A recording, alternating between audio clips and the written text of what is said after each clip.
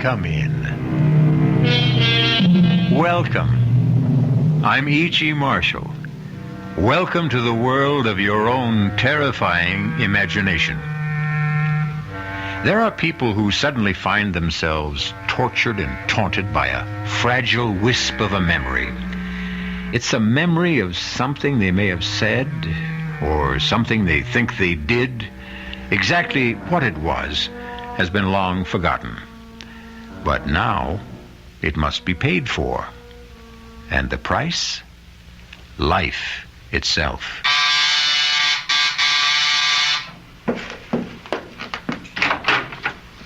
Yes? Are you Mrs. Louise Goodman? That's right. Are you sure? Why, of course I'm sure. It's just that I don't want to make a mistake. I'm Mrs. Louise Goodman. Who are you? And what is it you want? I want to keep my promise. Promise? What promise? I promised I'd kill you. Remember?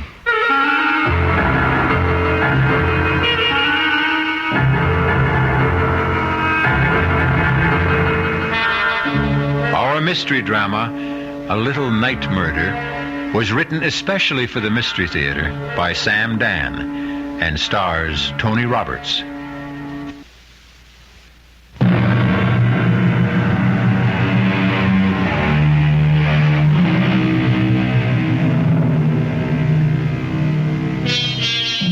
Downtown at night, the city is a deserted place. The lofty office buildings, those gleaming towers of glass and steel, stand quiet, empty and foreboding, like ancient temples. And like the ancient temples, they also have their priestesses. These are the ladies who enter at night with mops and brooms and vacuum cleaners to clear away the debris of the day's worship and purify the offices for tomorrow's rituals. We are concerned now with one of these, a sturdy, middle-aged woman named Mary Margaret Cannon. Steady, hard-working, no nonsense. But on this Friday evening, something seems amiss. Mary Margaret is pale. She's nervous. And every now and then she stops working and just listens. Someone there? Oh.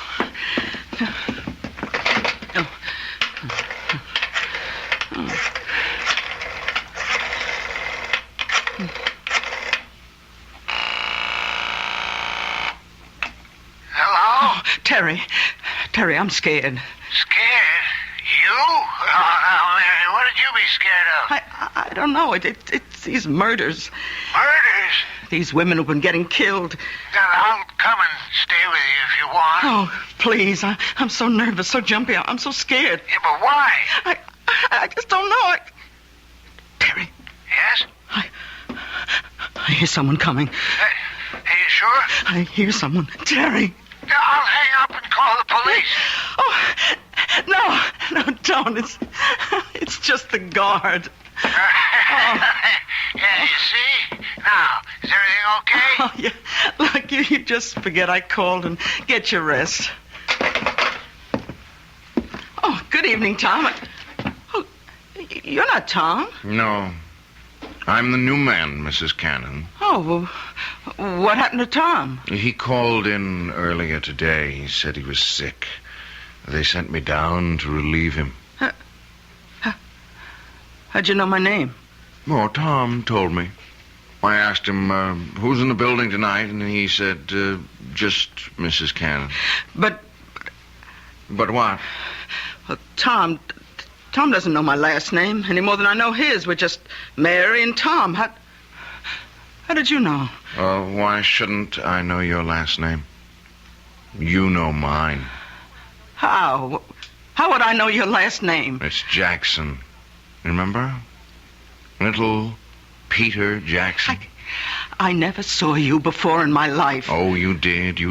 Yes, you did. What do you want? I want to keep my promise.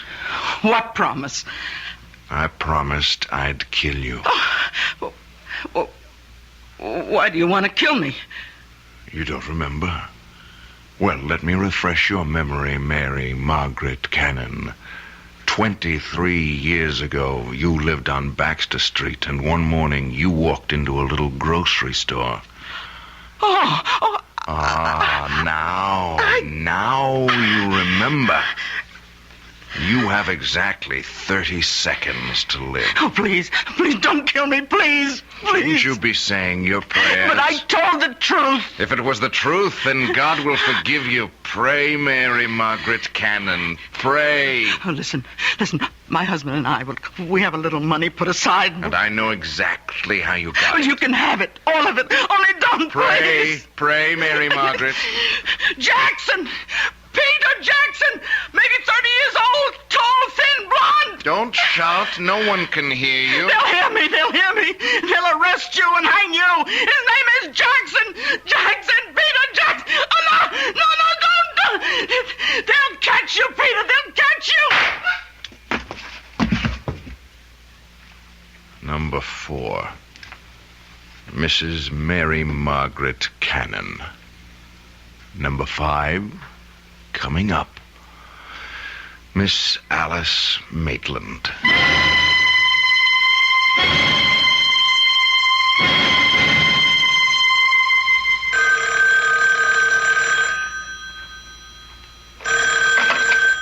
Captain Blake. Yes, Commissioner. Commissioner, I understand you... Listen, if you think somebody else can run it better, then get somebody else. I agree, sir. Yes, sir. No need for any of us to blow his stack. Absolutely, sir. Yes, I'll keep you informed. Well, you got a pretty good one here. Is this your first mad killer assignment, Lou? Yeah, I guess so, Captain. Mad killers, mad bombers, mad stranglers, you name it. You get one every 10, 15 years. You can count on it. You get a rash of absolutely senseless killings. No motive, no rhyme, no reason. Should we talk to her husband again? What for? All he's going to tell us is what a great lady she was and how neither of them ever had any enemies. Captain Blake, suppose it isn't a mad killer. 4 murders in 11 days. Number 1, Mrs. Martha Denson, shot while parking her car late at night. Number 2, Mrs. Janet Drew, shot in her backyard. Number 3, Mrs. Louise Goodman, shot in her apartment.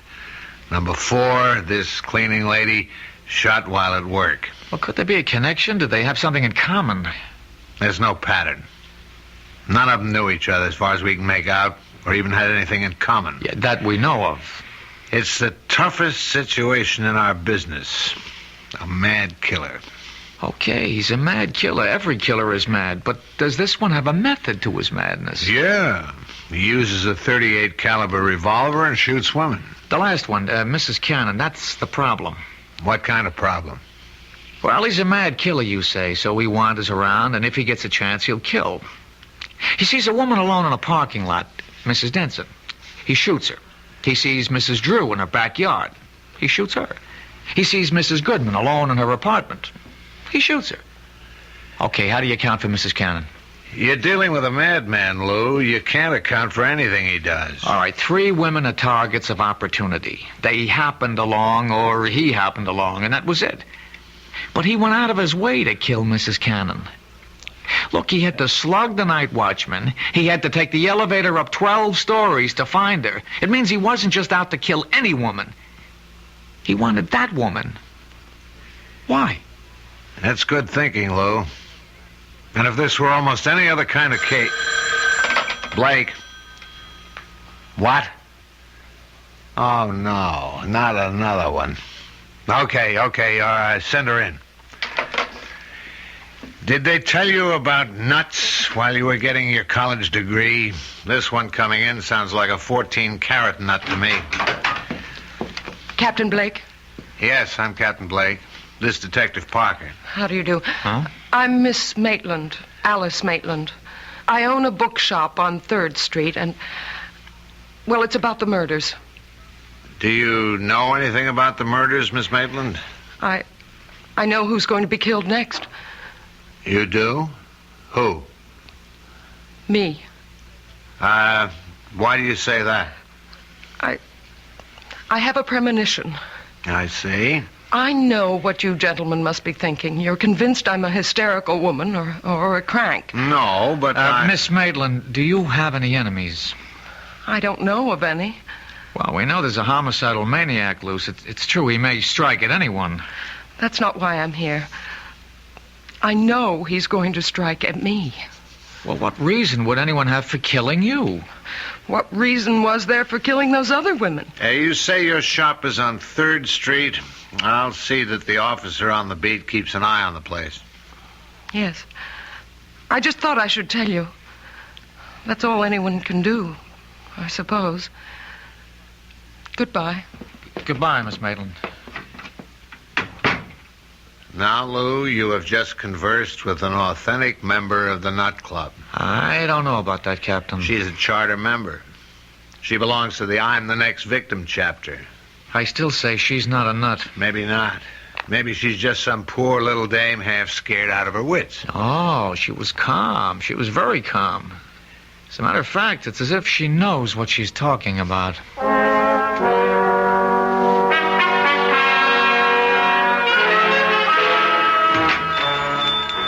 May I help you?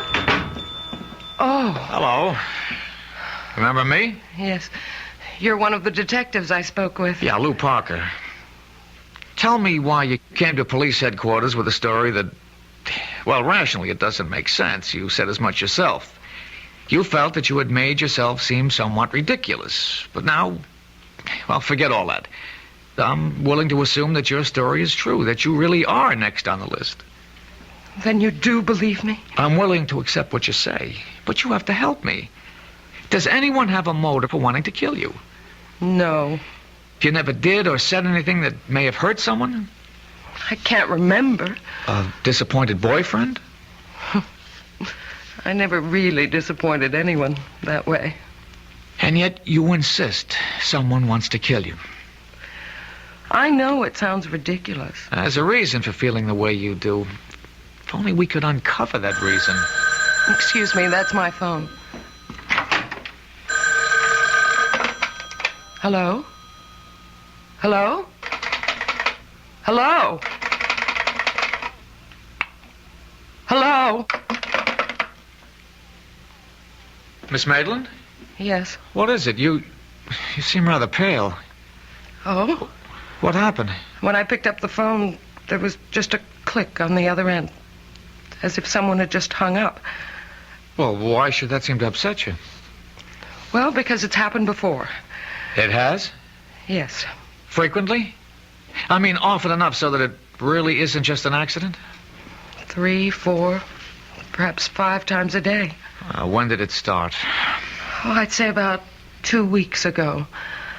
I remember it happened 3 times the night the first of those women was murdered. Well, why didn't you tell us this before? I didn't think it was anything important. May I use your phone? It's back there in the office. Okay, I'll only be a moment.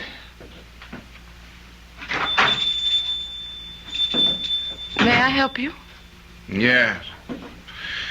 Is your name Alice Maitland? Yes. Can I do anything for you? Well, you see, I came here because I have to keep a certain promise I made.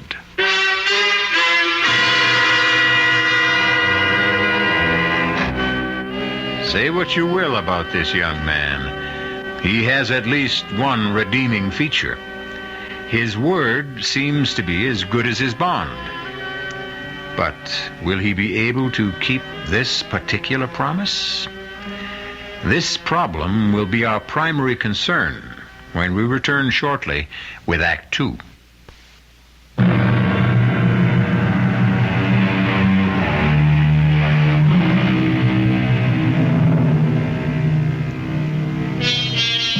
At one time, a young man named Peter Jackson has made the same promise to several women. A promise that he would kill them. So far, he has kept his promise 4 times. Now, he is in a bookshop owned by a Miss Maitland, apparently ready to fulfill promise number 5. I came here because I have to keep a certain promise I made. You made a promise? Oh, yes. And I came here to keep my word. Miss Maitland, I think we're... Oh, I'm sorry. I didn't know you had a customer. What sort of promise are you talking about? I had promised a special person I would buy her a book. And I came in here to, Any particular type of book? Yeah. Yes, a good murder mystery. Oh, well, we have the latest Jonathan Merriweather novel. No, I don't dig him. Nothing happens. You got anything by Mike Stilson? Now, there's a guy who really writes murders. I mean, he kills somebody every other page. Oh, we're sold out on the latest. It's called Blood on the Streets. Yeah, that's the one in which this guy kills all those dames. Look, if you're interested in that kind of stuff, all you have to do is read the newspapers. Do I tell you what to read, buddy? Sorry. I could order the book and have it day after tomorrow. Oh, no. That'll be too late. Well, try us again. Sure.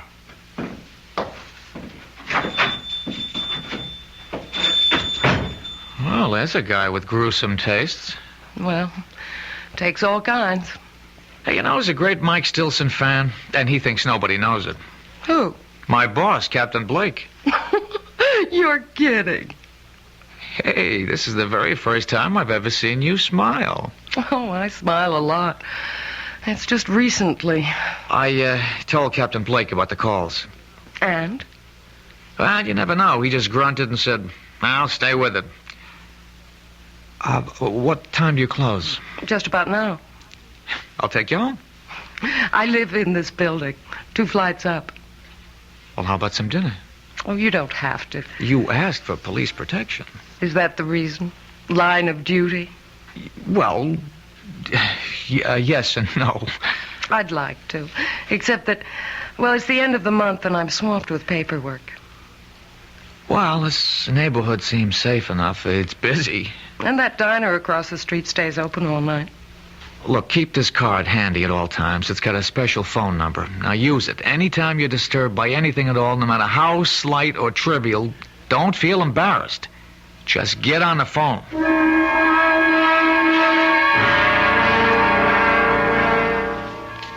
But I've already told the officers everything. Yeah, I know, Mr. Cannon, but I just have one more question. It's very important. What could be important? Mary's dead. You said that Mrs. Cannon had no enemies. I'll take that back. She had a great many enemies. But when we asked you last night, you said she had none. Sometimes when you think about a question, you see it in a whole new light. Can you name some of these enemies? She was good. She was honest. I'm sure she was, but just tell me this. During the past 10 days or so, would the phone ring and then go dead as soon as you picked it up? Yeah, now that you mention it, yeah, it happened. Often? At least 2, 3, maybe 4 times a day. I see. Is the name Alice Maitland familiar? Alice Maitland. Think. Alice Maitland. You know, there is something familiar about it.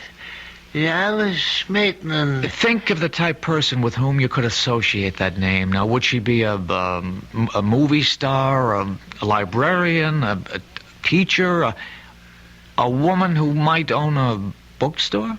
No, none of those. I think of a little girl. A little girl named Alice Maitland. Did she live in the neighborhood? You know, these past couple of years, my memory, it just comes and goes. Right now, it's gone. Well, if ever you remember why and how you know Alice Maitland, call the number on this card.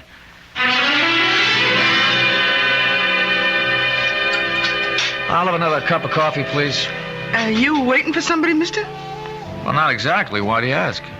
Oh, I don't know. You've been sitting around for hours drinking this stuff. Is the coffee in this joint that good? Look, don't be frightened. Oh, who's frightened? Well, you are, so, just look at this. Oh, you're a cop. Uh-huh. Yeah, I was beginning to think that you could be that mad killer. Well, it could be just about anybody. I hope I didn't scare you too badly. Well, the truth is, I wasn't that much scared for myself. No? Well, you've just been staring at that building across the street. I got the idea you were watching for something. Are you? Well, maybe. Could I have change for the telephone, please? Thank you.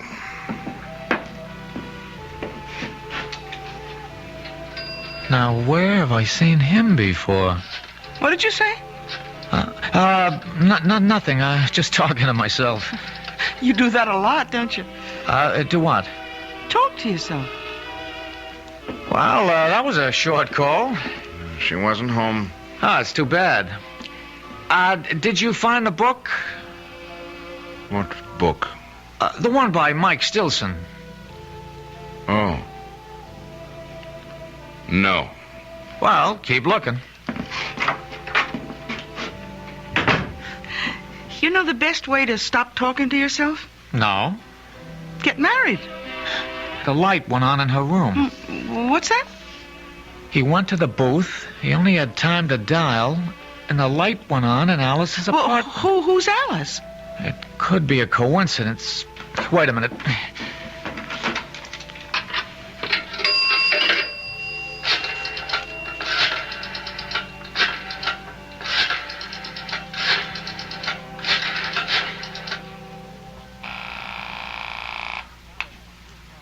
Hello? Alice, it's Lou Parker. Did I wake you? No. I'm up. Did your phone ring just a minute ago? Did it ring? Well, I don't know. What do you mean you don't know? Well, I'd fallen asleep, and, well, I must have been having a bad dream. I think I heard the phone, but it could have been in the dream. Anyhow, I did wake up suddenly, and I turned on the light, but I didn't hear the phone ringing anymore. Could it have been the ringing of the phone that woke you? I don't know. Did I hear it ring, or did I dream it was ringing? Why do you ask? Well, I'm just checking. Anyhow, I'm glad you're okay. I'll see you tomorrow. Good night. Oh, that was a short phone call, too. Yeah. How is she? Who? Your girl. Now, how do you know I called my girl? I told you I read character. Do you also read the future? Like an open book. Well, I sure hope so.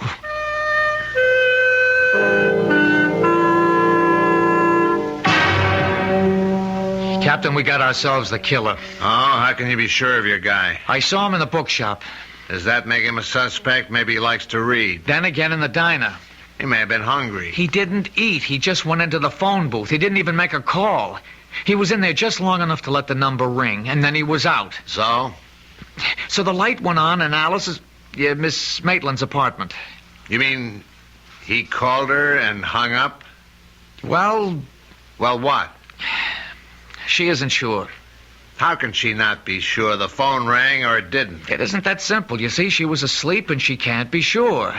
If it was the ringing of the phone that woke her up, or if the ringing of the phone was part of her dream. Good luck. Look, Captain Blake, there's something about this guy. He's young, about 30-ish, thin, blonde, a very hard line to his mouth. Lou, I think you better report in for general duty. This case is getting to you. Look, Captain, please. It's no reflection. It's even to your credit. It shows you care about people. Captain, let me have one more day. All right, Lou. 24 hours.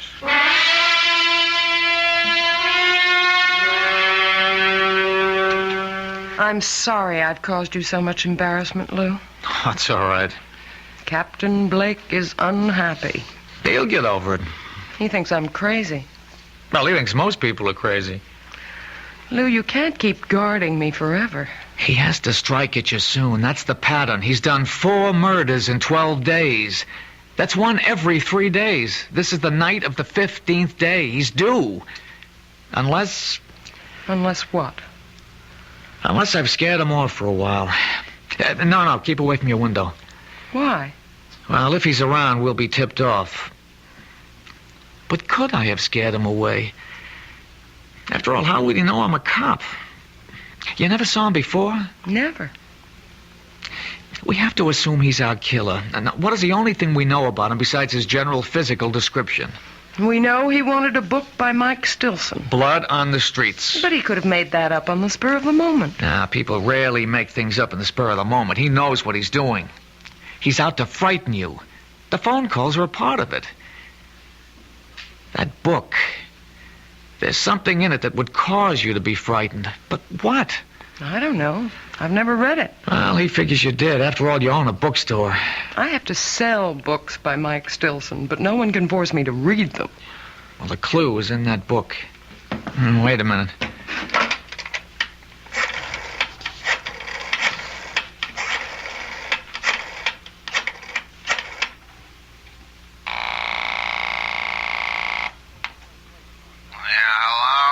Captain Blake, it's Lou Parker. Do you know it's 2 a.m? Yes, sir, but I'm calling in the line of duty. You live dangerously, Lou.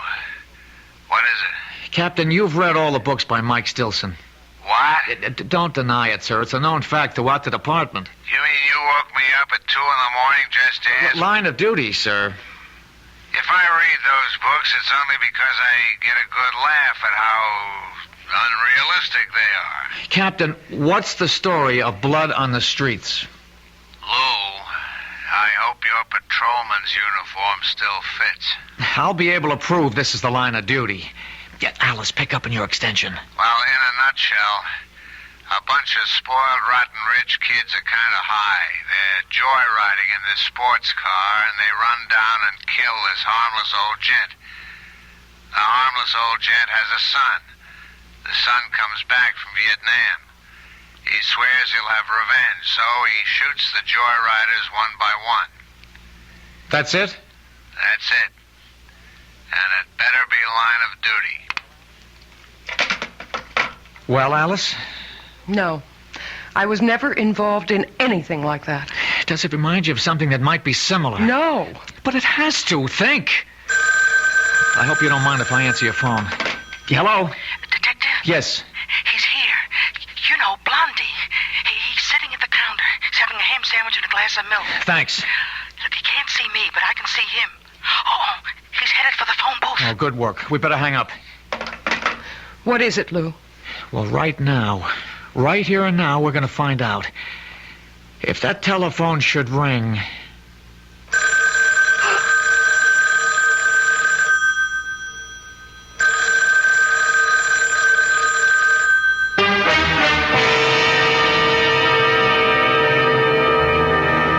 Whatever his faults, and we have already witnessed a rather grievous one, at least young Peter Jackson is something of a sportsman. In his own way, he warns his intended victims. He even tries to give them clues. This time, has he given one too many? We'll be back shortly with Act 3.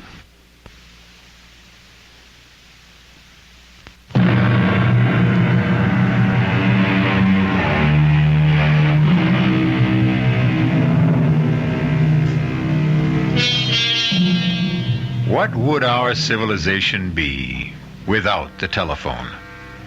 Imagine your life without it. And the way the telephone works, it requires two people to complete a call. However, some of the most eloquent conversations can be carried on when there's no one at the other end, as you shall hear. Answer it, Alice. Answer it. Hello? He hung up. Now I've got him. Where are you going? You stay here.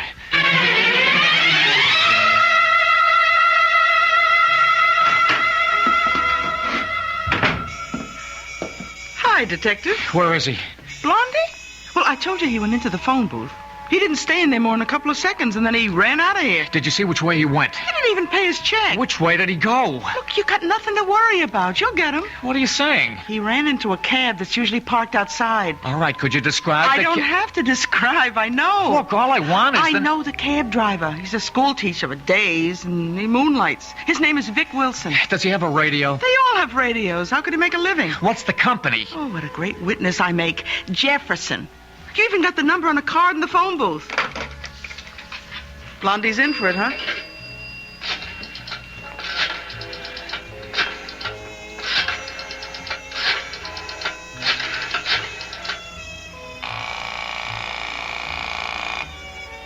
Jefferson Cabs. This is a police call. You have a driver, Vic Wilson. He's on a job right now. The minute he checks in, have him report back to the diner at 3rd Street, to Detective Parker.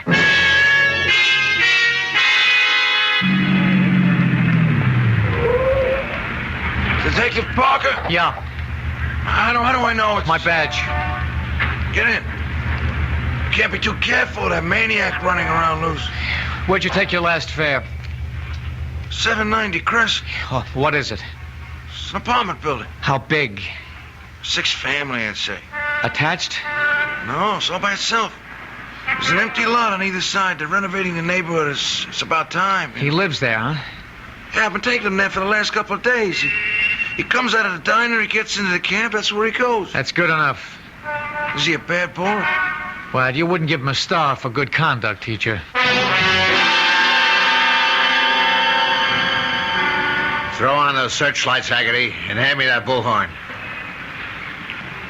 We know who you are, and we know you're in there. We'll give you exactly 60 seconds to come out. Walk out the front door with your hands in the air. Keep behind the car, Lou. A nut like this one might want to take some people with him. You've had your minute. Come out, or we'll come in. All right, let's get in there fast. Open up, police. All right, stand to the side of the door, Lou. Cover me.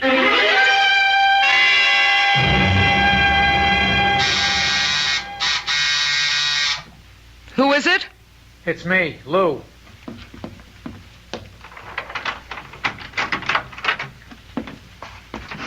Lou. Lou, what happened? Well, You didn't get him. no, we didn't get him. Maybe it was the wrong house. No, the cab driver insists that's where he's been taking him. Then what happened? Oh, he's smart. He has himself dropped off at a false certain address in case he's being tailed, and then he sneaks out. Makes sense. Of course, Captain Blake doesn't believe a word of it. But, Lou, Oh, come on. 6 families live in that house. 6 ordinary, law-abiding families, and we rouse them at 5 in the morning and search the place. how angry is Captain Blake?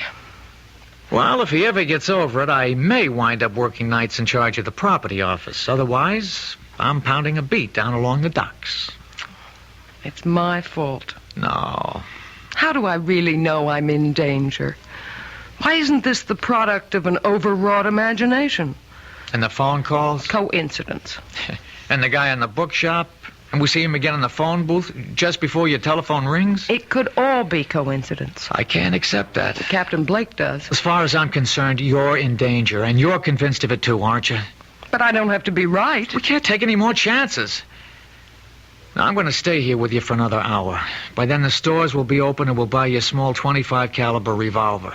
No, I'll arrange for a permit and I'll show you how to use it. but I can't stand the sight of a gun. Alice, if a man is determined to kill you, all the advantages are on his side. We have to reduce the odds. I couldn't own a gun. I couldn't use one even if it meant saving my life. Now, Alice, I don't want to say that sounds silly, but... Lou, I don't think I can ever forget. Forget what? Well, I was standing right next to a man once who was killed by a gun. When? Oh, years ago. I was about 6. Who was killed? A very nice man. He was our grocer. Mr. Jackson. It was the day after New Year's, and Mama sent me out to buy... To this day, I remember. A quart of milk, a half-pound of butter, and a jar of strawberry jam. And then this man came in, and he had a gun. It was a holdup. And suddenly, there was a loud explosion and a terrible flash of light. Oh, it was terrible. Mr. Jackson fell to the floor. He was dead. And the man ran away. Was he ever caught? Oh, yes. Just a few hours later. I had to go to the station house to identify him. Do you realize what you've just told me? This is it. You identified the man. He was sent to jail. Now, years later, he wants his revenge. But that's not what happened. No? Well, you see, I was so frightened. I wasn't sure. I really couldn't identify him. And he went free. So why would he want to kill me now? Then that gets us nowhere either. The others couldn't identify him either. The others? Yes. There were other people, but no one was sure of him. Now, if you had identified him and sent him to prison, it'd make sense to suppose he'd want revenge, but you didn't. Now, whoever and wherever he is today, he's happy.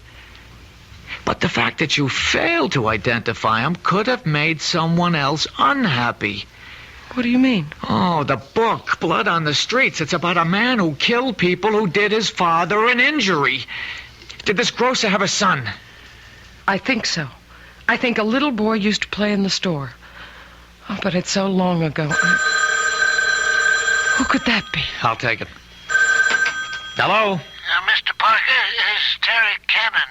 Remember me? Yes, Mr. Cannon. They said I could reach you at this number. Anyhow, it came to me. What came to you? Well, I was trying to puzzle out why the name Alice Maitland was so familiar. Well, sir, about 23 years ago, Mary Margaret was in a grocery store, and a man was killed in a holdup. I took her down to the station house to identify the gunman. And could she? Well, no, sir, she really couldn't be sure. Anyhow, another one of the witnesses was a little girl. Her name was Alice Maitland. And I remember her because she was the most terrified little thing I'd ever seen in my life. Thank you. Thank you, Mr. Cannon. I've got you. Finally, I've got you all tied together. Who? You and those women who were killed all come together in a little grocery store some 23 years ago.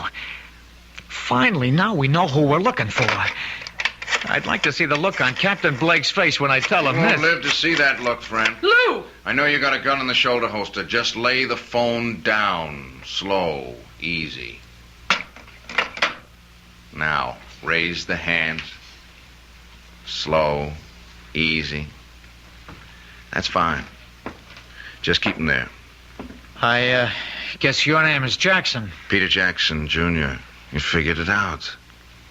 So I figured I'd have to come back and get both of you.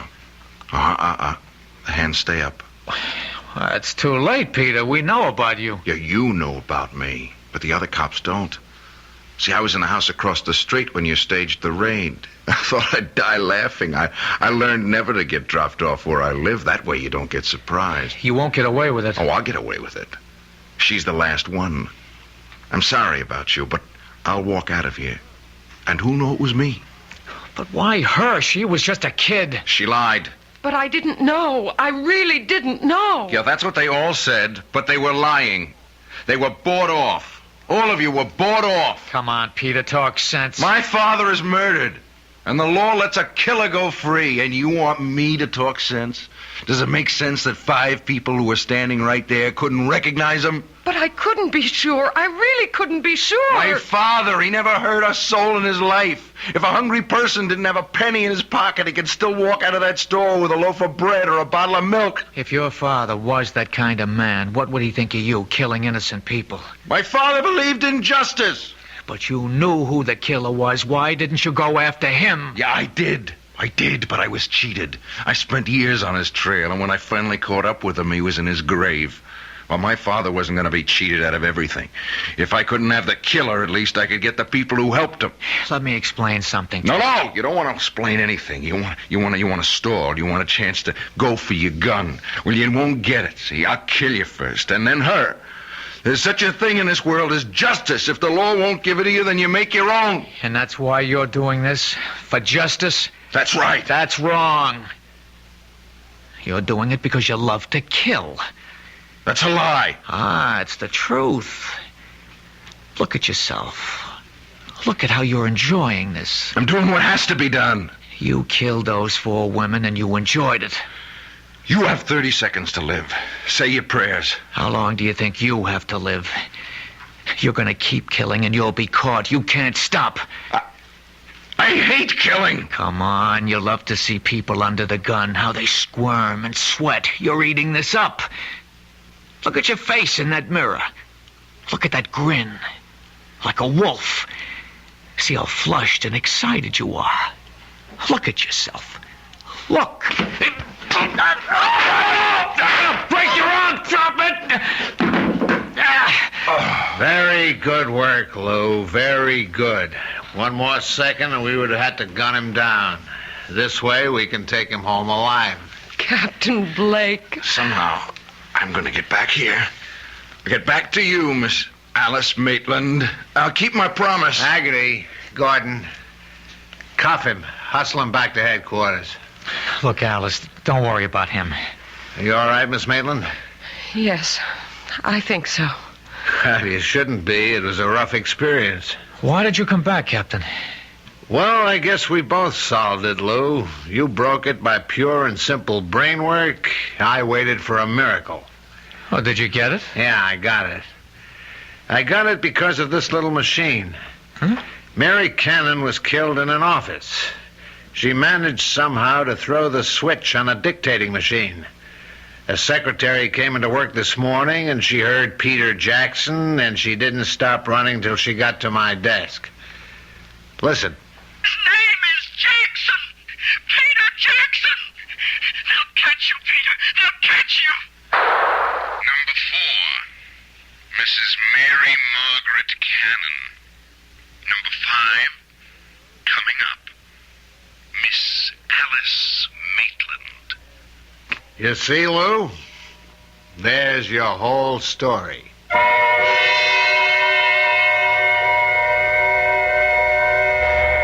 Of course, that isn't our whole story. For instance, you might want to know what happened to Peter Jackson. He's in a hospital for the criminally insane. For his sterling leadership in cracking the case, Captain Blake will probably become the next chief of police. Detective Parker will probably become Detective Sergeant Parker. And Miss Alice Maitland will probably become Mrs. Lou Parker. So you see, sometimes we can give you a happy ending. I'll be back shortly.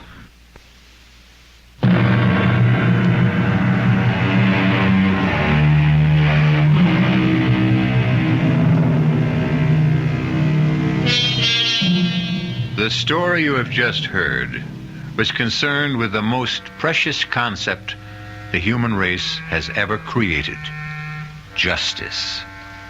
And when you think of Peter Jackson, perhaps he proves the point made by a great poet. When a man takes justice in his own hands, he will soon shape her to his own ends.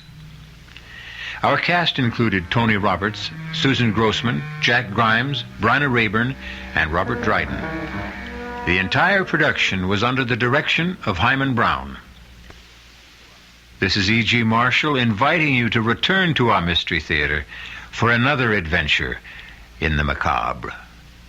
Until next time, pleasant dreams.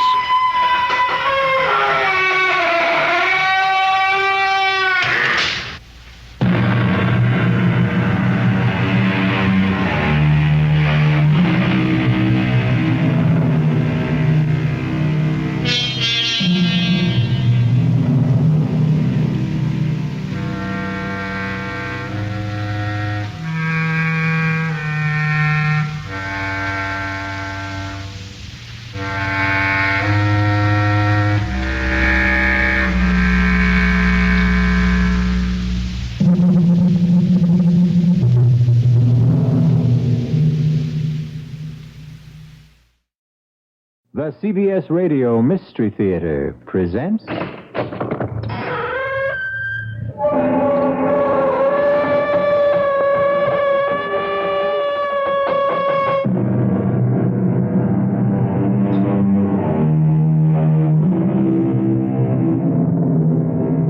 Come in. Welcome. I'm E.G. Marshall. Welcome to the sounds of suspense, to the fear you can hear. Horror that makes the flesh crawl as with maggots, terror that turns the brain to jelly. These mark the work of Edgar Allan Poe.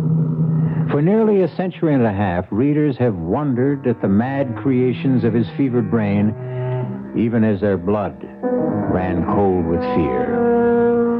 As shall yours. It comes. What comes? It's here. It stopped.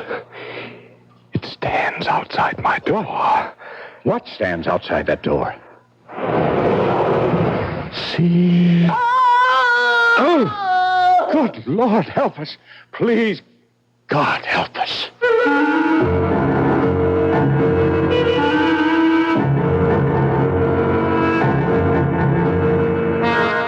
Our mystery drama, The Fall of the House of Usher, was especially adapted from the Edgar Allan Poe classic for the Mystery Theater by George Lothar and stars Kevin McCarthy. It is sponsored in part by Anheuser-Busch Incorporated, brewers of Budweiser. I'll be back with Act One.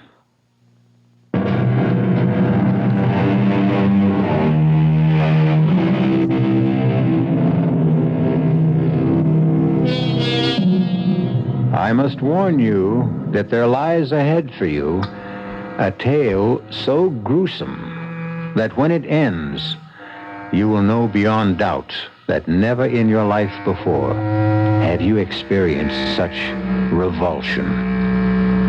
Are you prepared for this? Come then to a certain room where a man named Gabriel Mannering sits writing in his diary. A certain room in the House of Usher. I sit here writing this diary, when in truth, were I not a fool, I should have already departed this frightful place.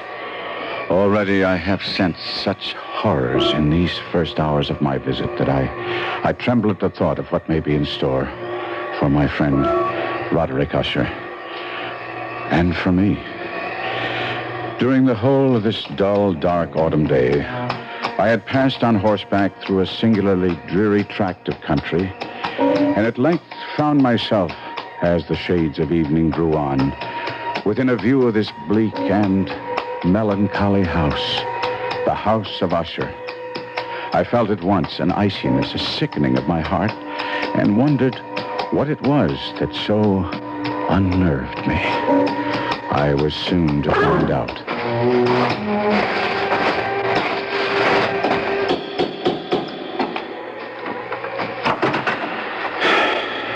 You would be Mr. Mannering, sir? Yes.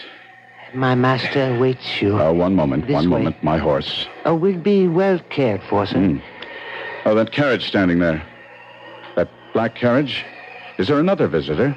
Only the doctor. He is attending Miss Madeline. This way, sir. Thank you. Follow me now, sir. We turn here, the passage on our left.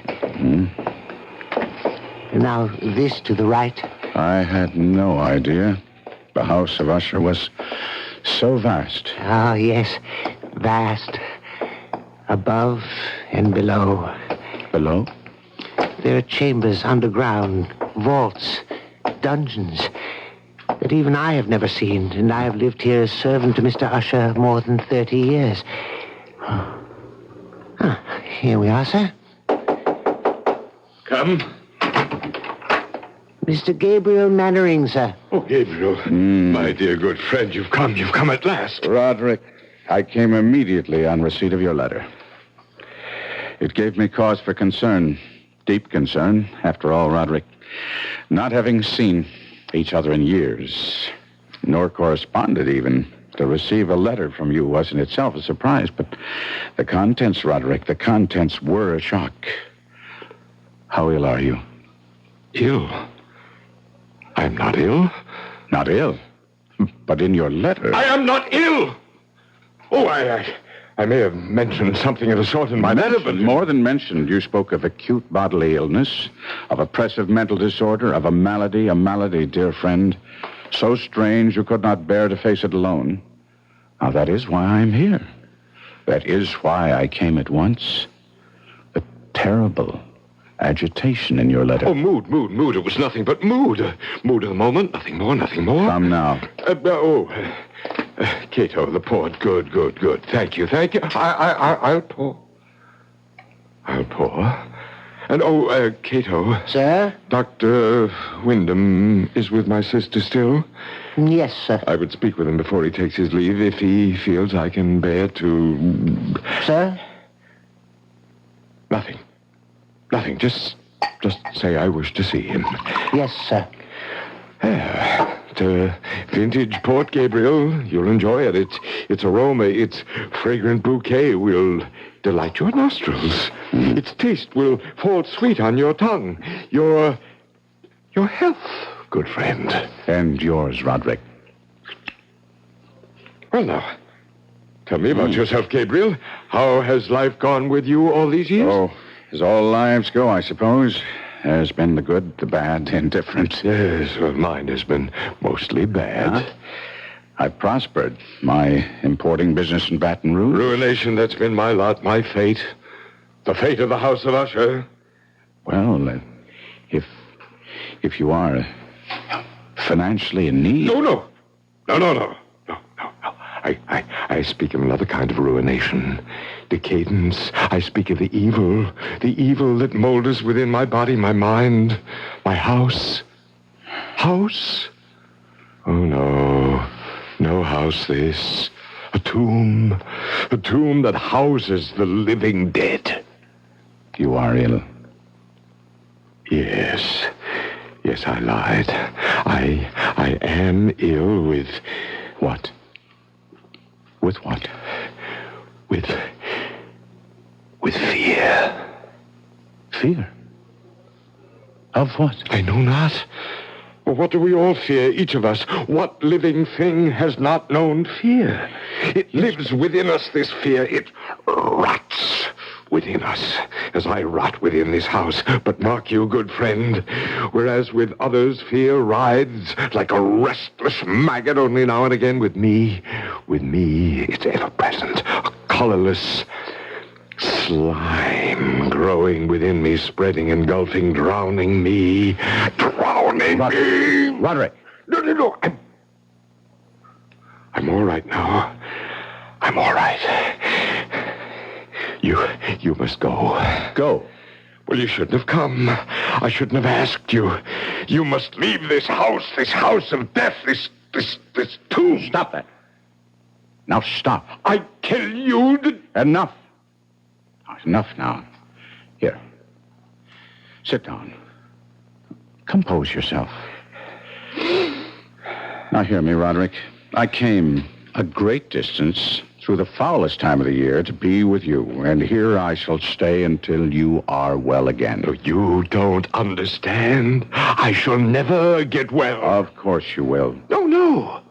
No, she is dying, you see, and I... Your sister? Is it she who is dying? Yes, Madeline. But it's she who is dying. If it is... No, you don't understand. You don't understand. Come in. Dr. Wyndham. Come in, Doctor. Thank you, Cato. May I introduce myself, Doctor? Mr. Usher, as you see, is not himself. I'm a friend of his, Gabriel Manning of Baton Rouge. Oh, how do you do? Louis Wyndham. I entreat your pardon, both of you. Shh, now, Roderick. My nerves sometimes. Yes, I know, and I'm sure Mr. Mannering understands. You've been taking the laudanum I prescribed? I used the last only yesterday. I'll see that you get more. Oh, thank you, thank you. My sister? There's no change. How long? How long? Before death. I don't know. Your sister's malady baffles me. I don't know what is killing her, nor do I know what keeps her alive, when in truth, she's all but dead. Oh, would it be an impertinence, Doctor, for me to ask you what you mean by that? Well, no, Mr. Mannering. Quite simply, there have been times when Miss Usher, Madeline, has been devoid of all vital signs. By this, I mean I've been unable at these times to detect a pulse, blood pressure, any respiration whatsoever. Yes. And yet, moments later, she's opened her eyes and returned to the world of the living. Strange. I've encountered nothing like it in years of practice. It's not too far from the truth to say that she is dead, and yet she lives on. Yes. Like the house itself. Now, Roderick, you mustn't harp on... I tell you, we are like this house. My sister and I, we are this house. The house is us. The house is dead, and yet it stands. Your aberration about this house... It is no aberration. It's the truth. The house of Usher crumbles, yet it will not fall. Madeline is dead, yet she will not die. And as for me, oh, heaven, the horror that awaits me. I'll send the laudanum as soon as possible, Mr. Mannering.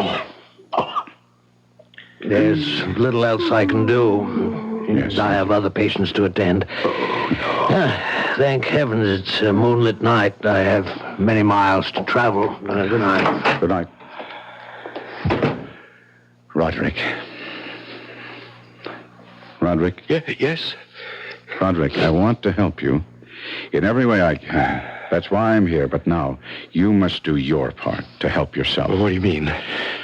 Well, I could be wrong, but it seems to me you let yourself go to pieces all too easily. This talk, this wild talk of your sister Madeline being dead and yet alive. Well, now, that's nonsense, you know. No. Yes? Well, I'll agree with you with one thing, and one thing only. In a way, you have become this damnable house. No healthy, sane man could live here for long without beginning to lose his sanity, without serious damage to his nervous system. I've never seen such gloom. Inside as well as out. This very room reeks of dejection, despondency, undusted cobweb furnishings, black drapes covering the window. Here, let me throw them back and at least get some moonlight, if not sunlight, into this place. There. That's... Roderick. What is it? There's a graveyard. I can see it in the moonlight. The family graveyard, yes. Who would be walking in it at night? What do you say? Well, where do you see that? There. Amidst the headstones. Oh, it's Madeline. What is she doing out there? Well, we'd better go and find out. Good Lord. In the doorway. What is it? Oh, Madeline! Am I that horrifying to look upon, dear brother?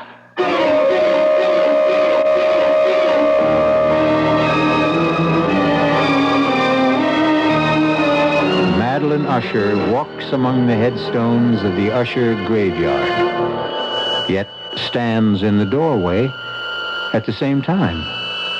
Does her spirit walk abroad? Is she that close to death? I'll be back shortly with Act 2.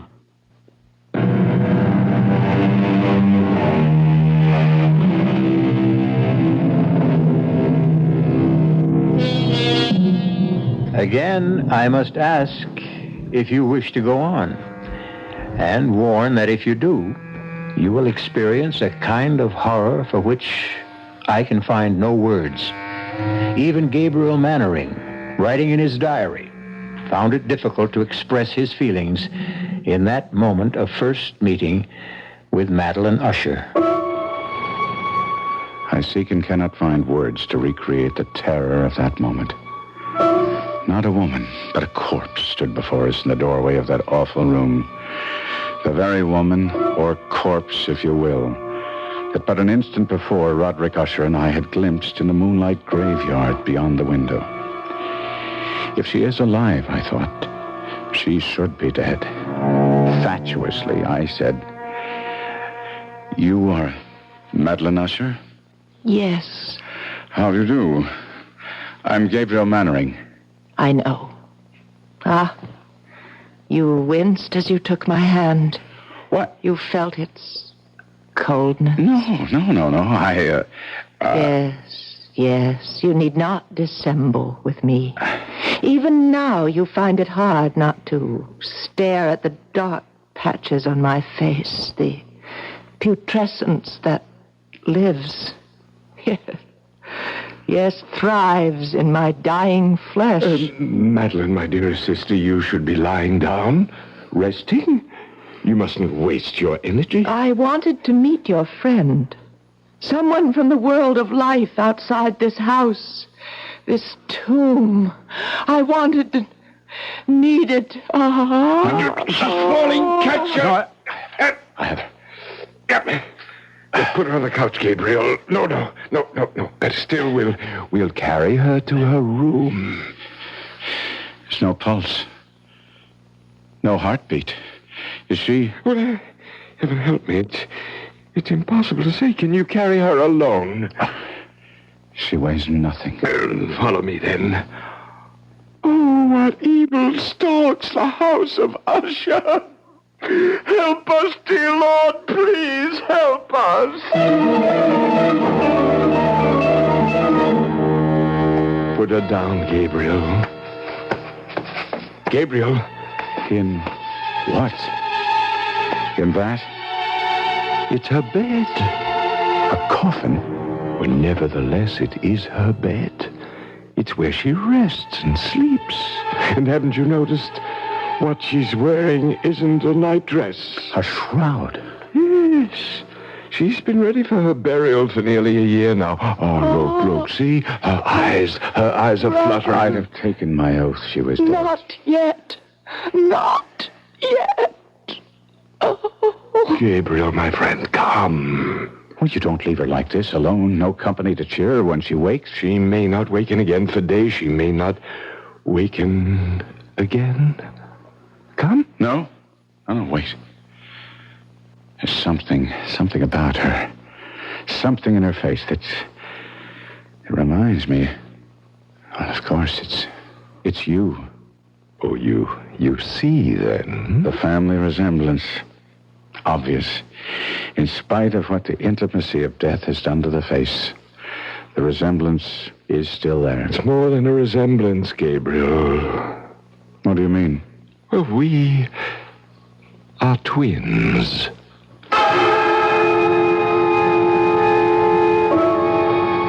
As my friend spoke those words in that chamber of death, a curious change came into his face.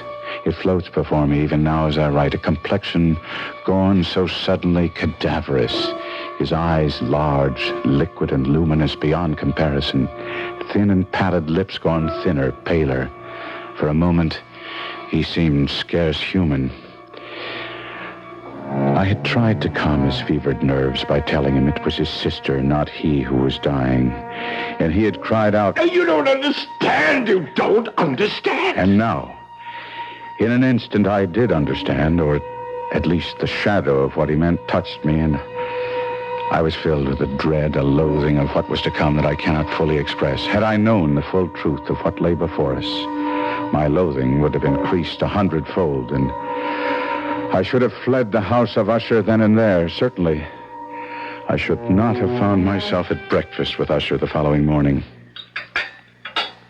Another helping, Mr. Mannering? No more, Cato. Then I can give you the message. A message from whom? Miss Madeline. She wishes to see you at your convenience. Well, then I'll go to her, of course. Now, why do you look at me like that? And now why do you turn away? Cato, face me. Look at me. What is it? Cato, is it the odor? Yes, sir. You'd best not go, Gabriel, or if you do, another time. I don't understand. The odor, the stench of putrefaction. It's stronger at times than at others. And you mean that she... Take me to Miss Madeline at once, Cato. No. It will sicken you, nauseate you, even infect you. Well, it can kill me and be damned to it, but I'll not disregard a last wish of a dying woman. Unlike you, Roderick, I do not fear death.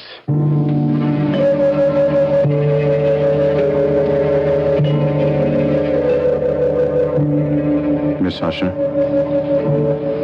Madeline? Are you too tired to speak now? No. Would you prefer I came back another time? No. How good of you to come at all. It's a privilege to be of use to you. A favor. I wish a favor. Anything in my power. I want to die. I'm in such pain and I want to die, but I cannot. Cannot? I'm afraid. There's nothing to fear.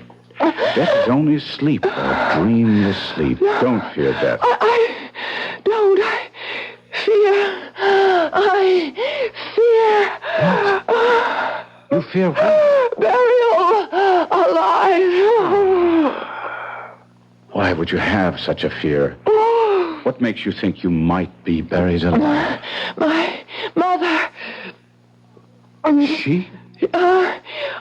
Promise me. Spare yourself. Spare yourself. You need say no more. I promise. I promise you that you will not be buried alive. Rest. Rest now. Rest.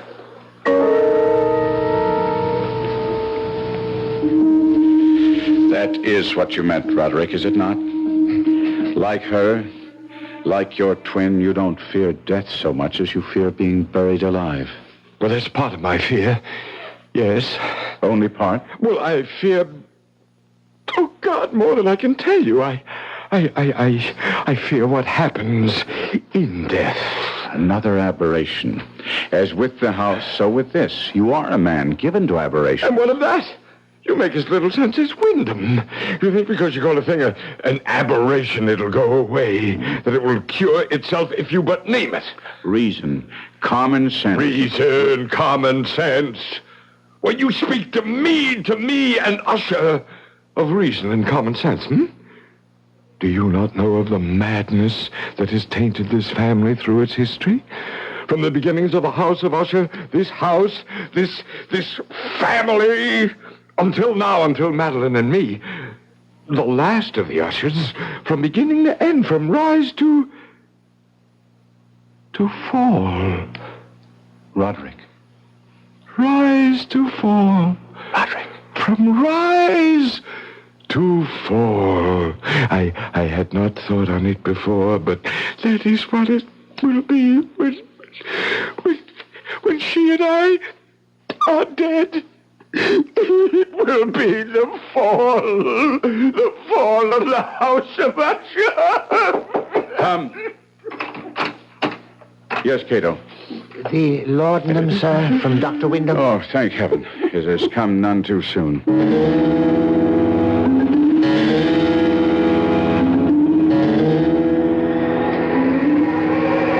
Mr. Mannering, sir.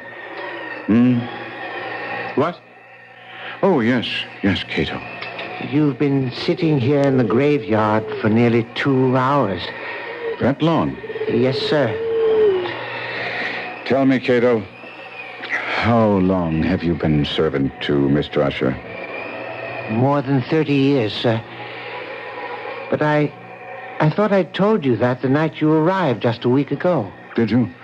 Now, then I forgot. Were you here when the mother died? The mother of Mr. Roderick and Miss Madeline? Why do you ask such a question, Miss Mannering? I don't know, really, except I've been dwelling on what Miss Madeline told me about her mother. Buried alive? Was she indeed? Sir, don't ask such questions. Don't dwell on such thoughts. Why not? It was discovered the mother had been buried alive. Yes. Tell me about it. Sir, I entreat you. Understand. You cannot stay in the house of Usher. No one can without something, I know not what, but something evil taking possession of his mind, his spirit, his very soul. It will happen to you. It is happening to you. No. You've been drawn here to this spot. You've been sitting here in the damp and chill for hours because you, too, have taken the first step toward madness. How did they discover she'd been buried alive? Sir, I beg you, turn your thoughts away from... How? If you must hear it. A few weeks after she had been buried, the coffin placed in that vault you see under the trees, it was discovered that she had been buried wearing a valuable ring. A ring? It contained a stone worth a fortune. It had been hers. She had always worn it, and when the undertaker encoffined her, he neglected to remove it. He had no idea of its worth, or surely he'd have inquired whether the family wished her to wear it to the grave. And as you will understand, such was Miss Madeline's and Mr. Roderick's grief. They didn't think of the ring until weeks later. And decided to retrieve it? Yes. We went to the vault, the three of us, slid back the slab that covers it, and... sir, let us go in. Finish what you're telling me. There lay the coffin. The lid was in two parts. A lower part that covered her body from the waist down, an upper part from the waist up. This I pried up, and there... Go on. She lay face down. Her hands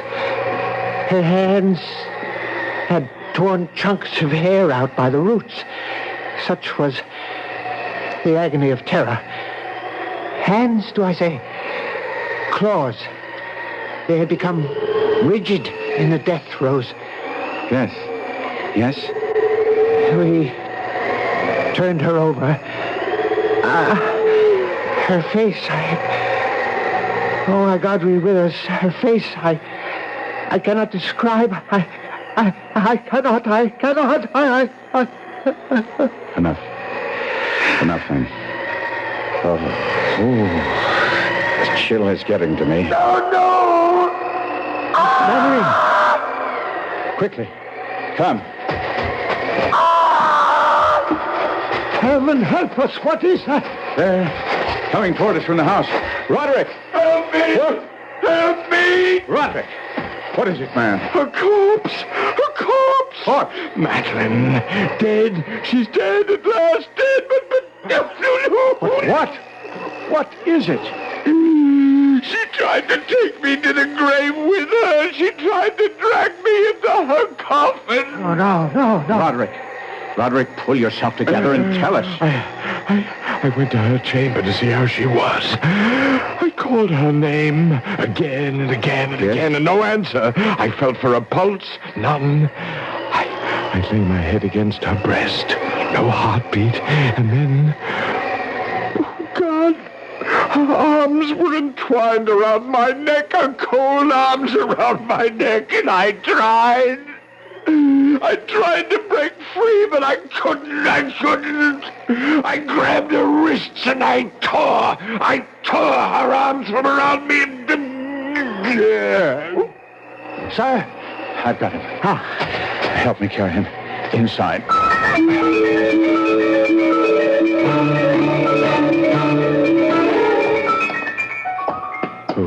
Oh, no. Now be calm, Cato. When Mr. Usher tore himself free, he must have dragged her half out of the coffin. Come. We must put her back in. Cato.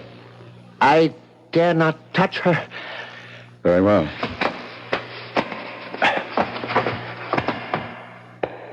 There. Is she at last dead? She seems so. Ride for the doctor. Tell him to come at once. Yes, sir. Sir, you mean to stay here? Yes. But I will be gone at least 2 hours. Should you change your mind, you'll not be able to find your way back to the library in that maze of corridors. Now, don't worry about it. I shall stay here. I made her a promise that she'd not be buried alive, and I mean to keep that promise, Cato. Beginning now.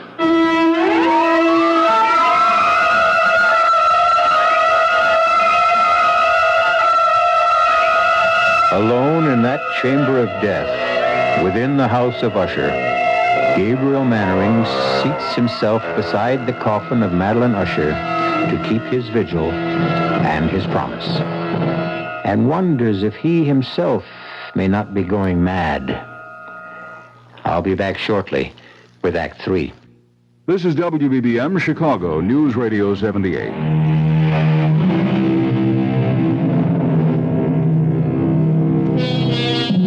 Terror so awful as to shatter the human mind haunts the house of Usher, hangs like a shroud in the air, drips on the spirit like the very slime upon the decaying walls. As Gabriel Mannering sits beside the coffin of Madeline Usher, he feels this terror seeping into him. Seeping into me like a rising tide of pollution. Cato said he would be gone 2 hours in fetching Dr. Wyndham, but to me, it seemed like 20 before I heard his returning footsteps. You don't look well. I'm all right. Sir, you deceive yourself. Never mind now. I'm seeing Miss Usher. My bag, Cato? Thank you. Heart first. Mm-hmm. Is she? No, there's no heartbeat. None whatever. No pulse. No vital signs at all. She is gone, then? Hey, Mr. Mannering, I've attended her in this strange illness for nearly a year. I've seen her in this state 4 times before. What's to be done? What indeed? Well, I would wait a few days at least, and then I should bury her. No. No? She feared to be buried alive. Yes, I know. Her mother. You attended her? No, another man. From what I've been able to learn, I judge her illness was similar, just as unaccountable as baffling. Well, Mr. Mannering, she did indeed fear the same fate her mother suffered, but I should think that after, say, 3 or 4 days... I say no. At least a week. No, 2, even 3. You don't know what you're saying. You can't keep a body for 2 or 3 weeks. Especially hers. Why especially hers? Well, look at her, man. Here. See? Under the skin of the cheeks. Those gray patches. She's partially decomposed already. I gave her my word, Doctor. I said we would make sure. There is an evil in this house. A sinister, malevolent thing that fastened itself on the Ushers years ago. And is beginning to fasten itself on you. Now hear me out. I have not seen you in some days. But the moment I came into this room, I saw it. I tell you, I saw it. The change in you. The sickening in you. I do not use this word lightly, Mr. Mannering. The insanity in you. You are right. I, too, have sensed, well, no matter. I am not given easily to fancies either. However, I am given to honoring a promise. I gave Madeline Usher my word she would not be buried alive, and she will not be. Now, I see that I cannot dissuade you. Very well. Do as you wish. And may God help you.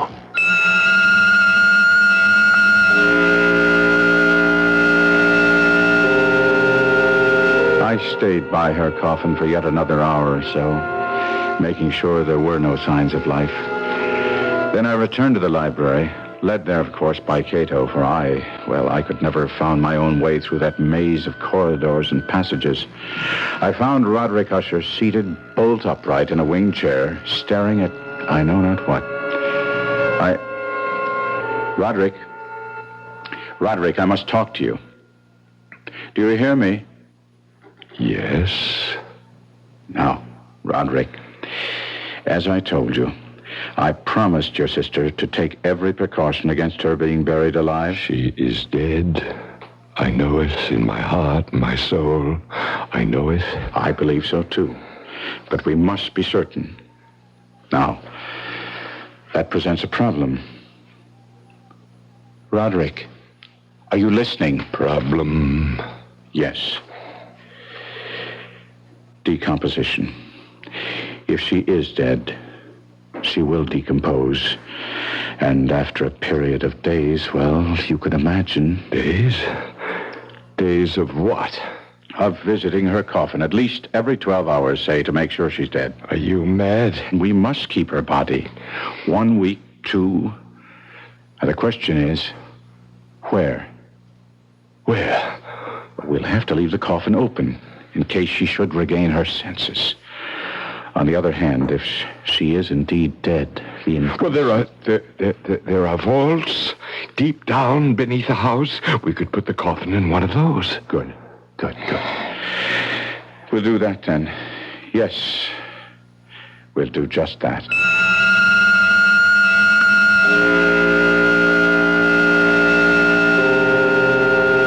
Together, Usher and I arranged for the temporary entombment of Madeline, his twin.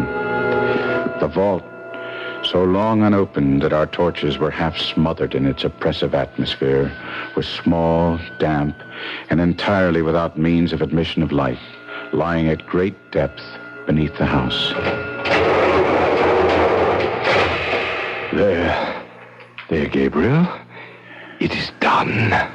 We must come here again. In no more than 12 hours. As you say. As you say. Before he wished only to bury Madeline, why now did Roderick become so compliant? Agree so readily with what I said? If only I'd asked myself that question. But I did not, and in consequence faced an unexpected problem. Why do you not believe me? It isn't that I don't believe you, Roderick, but I wish to see for myself. There is no need for you to do it. I have done it. You have? I have visited the coffin at least once every 12 hours, sometimes twice. She does not live. Take my word for it. It is my word that concerns me. I gave my word to her, not yours. She is dead. I assure you, she is dead. It was about that time the sounds began. The strange knockings, creaking. Perhaps it had begun before, but I had not heard it first. But I would hear some curious sound from below and say to Roderick, "What was that?" What was what? Listen. What is that? Rats, perhaps? Rats? Well, you know, the house is infested with them. I've never heard rats make sounds like that, I answered. Time went on, and it seemed to me the sounds grew louder, and I would say to Roderick, "Listen." And he would answer.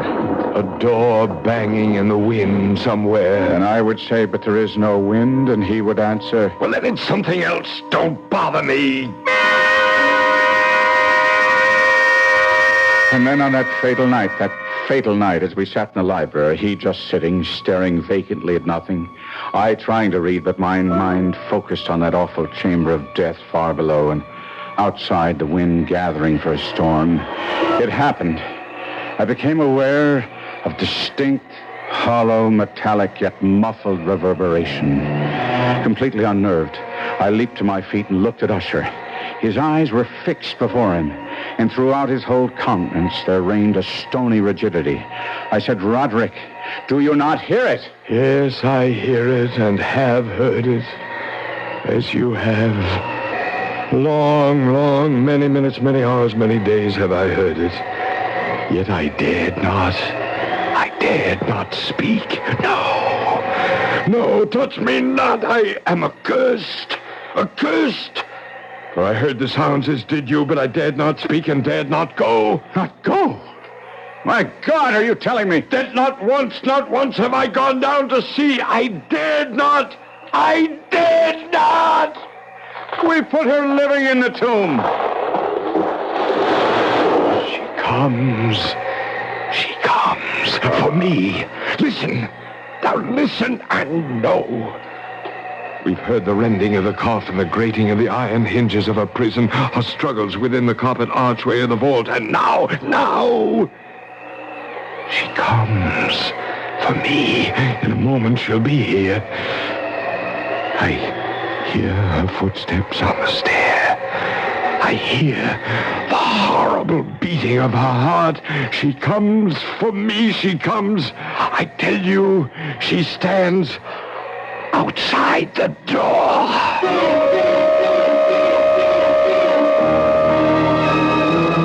And as if in the superhuman energy of his utterance there had been found the potency of a spell, the huge antique panels to which he pointed drew slowly back, and outside those doors did stand the towering and enshrouded figure of Miss Madeline.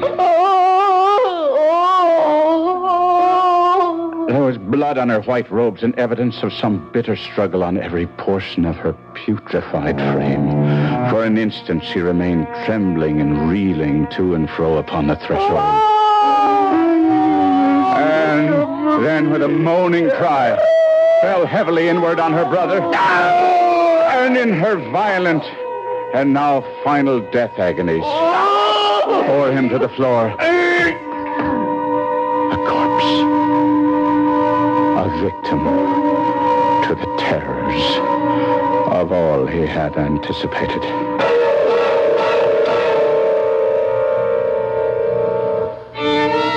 This is E.G. Marshall. I shall return shortly.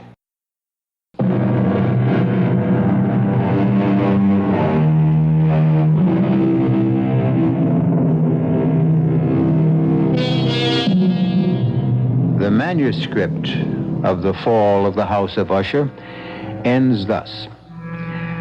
I fled from the house, leaving all behind me. As I ran, I heard a sound so horrendous it made me stop and turn. My brain reeled as, looking back, I saw the mighty walls of the house burst asunder. And in a few moments, the moon, breaking through the scudding clouds, a blood-red moon, revealed the end. The fall of the House of Usher. Our cast included Kevin McCarthy, Arnold Moss, Marion Seldes, and Robert Dryden. The entire production was under the direction of Hyman Brown. Now, a preview of our next tale. All right, Mr. Thompson, I'm a human being, too, and I guess if I got a letter from Dries, Hartog, and whatever, telling me that I was rich, I wouldn't go into mourning. I'd probably go out and celebrate. Believe me, I understand very well. That's why I wanted to see you, to suggest arranging that happy event without the slightest trouble on your part, without any obligation until you're completely satisfied. What the devil does that mean? All you have to do is say yes. Just that one word, and your dream will come true. Yes to what? In a short time, you'll receive another letter from Johannesburg informing you of the sad news that your cousin, Mr. Well, I still won't reveal his name. Let him remain anonymous. That'll make your decision a great deal easier, I'm sure. What decision? The decision to inherit his estate. Radio Mystery Theater was sponsored in part by the Kellogg Company, makers of Kellogg's Special K cereal. This is E.G. Marshall inviting you to return to our Mystery Theater for another adventure in the macabre. Until next time, pleasant dreams.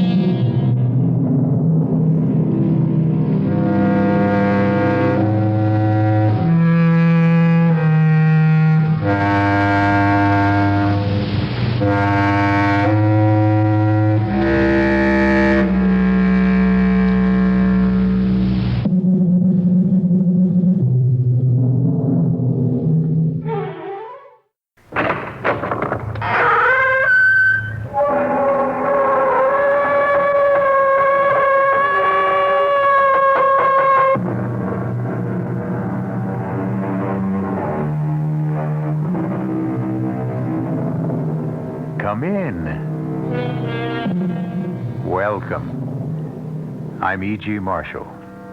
Welcome to the sound of suspense. Welcome to the fear you can hear. Welcome to the world of terrifying imagination. The subject of the story you're about to hear is murder. But the subject is also time. We've all heard of killing time. But have you heard about using time to kill? You will in the next few minutes when Mr. Owen Layton himself tells you his most ingenious scheme for getting rich quick by means of sudden death. Owen, for heaven's sake, what are you doing here? You're supposed to be in Paris. I thought I'd surprise you, Harriet, and I seem to have done exactly that. By the way, I met your charming dance instructor coming out of the house, although I'm quite sure he didn't see me. But I don't understand. How could you possibly have returned home so soon? I was in a terrible hurry to see you, darling. I simply couldn't wait to see you and do this.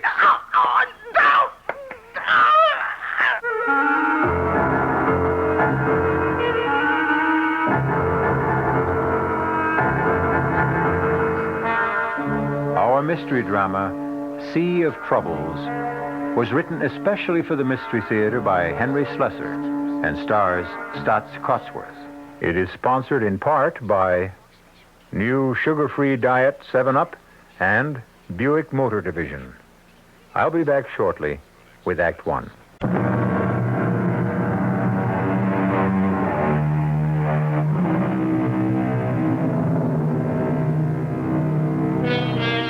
Our spine tingler begins across the sea, in the delightful city of Paris. They say that you can sit at a sidewalk cafe in one of these streets and sooner or later meet everyone you've ever known. Well, now we're going to introduce you to someone who you don't know, but whose acquaintance you'll enjoy making. His name is Owen Layton, and he prefers to tell you his unusual story in his own words. I arrived in Paris at 10 o'clock that morning, but I didn't leave my hotel room until well after 4. I knew my brother Gerald's habits only too well. He'd probably be sleeping until noon. I knew where he would be at 4 p.m., of course, at Patrick's Cafe on the Rue de Montparnasse. Everyone loved Gerald at Patrick's because he was famous for always paying his bills.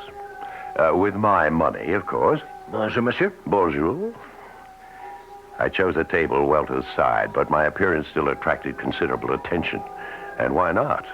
With my rumpled English tweeds, a long gray beard in the style of Ulysses S. Grant, a pair of crutches to keep my monstrously bandaged foot off the Parisian asphalt.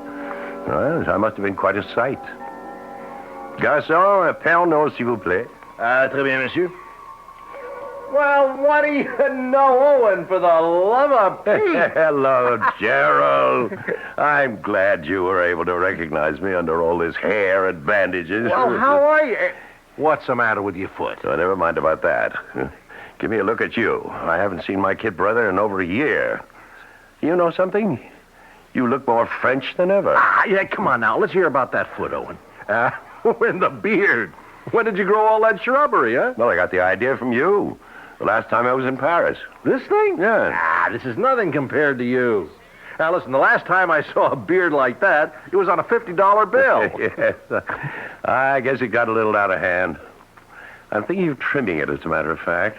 More like your style. Well, I'll introduce you to my barber. Hey, do me a favor, Gerald. Finish this Pernod for me. I shouldn't be drinking with my foot. Well, what's your foot got to do with it? It's the gout. You remember, I wrote you about it a few months ago. I had an attack just before I sailed for Europe. Well, how's your painting coming along? You sold anything yet? The only thing I sold is my watch, as if you didn't know. Yes, I know. You came to Paris to starve in a garret. But you look pretty well fed to me. Speaking of that, how was Harriet, huh? Well, speaking of which, the money I sent you or being well fed? Oh, God, you know what I mean. Now, how is she? Still the same? No, she's more of the same. She's richer than ever. She's fatter than ever. She's also meaner than ever. Well, she couldn't be too mean. I mean, not if she let you grow that beard. I still don't see why you wanted to grow it. You always made such fun of mine. Well, I had my reasons, Gerald. It was part of my plan. Plan?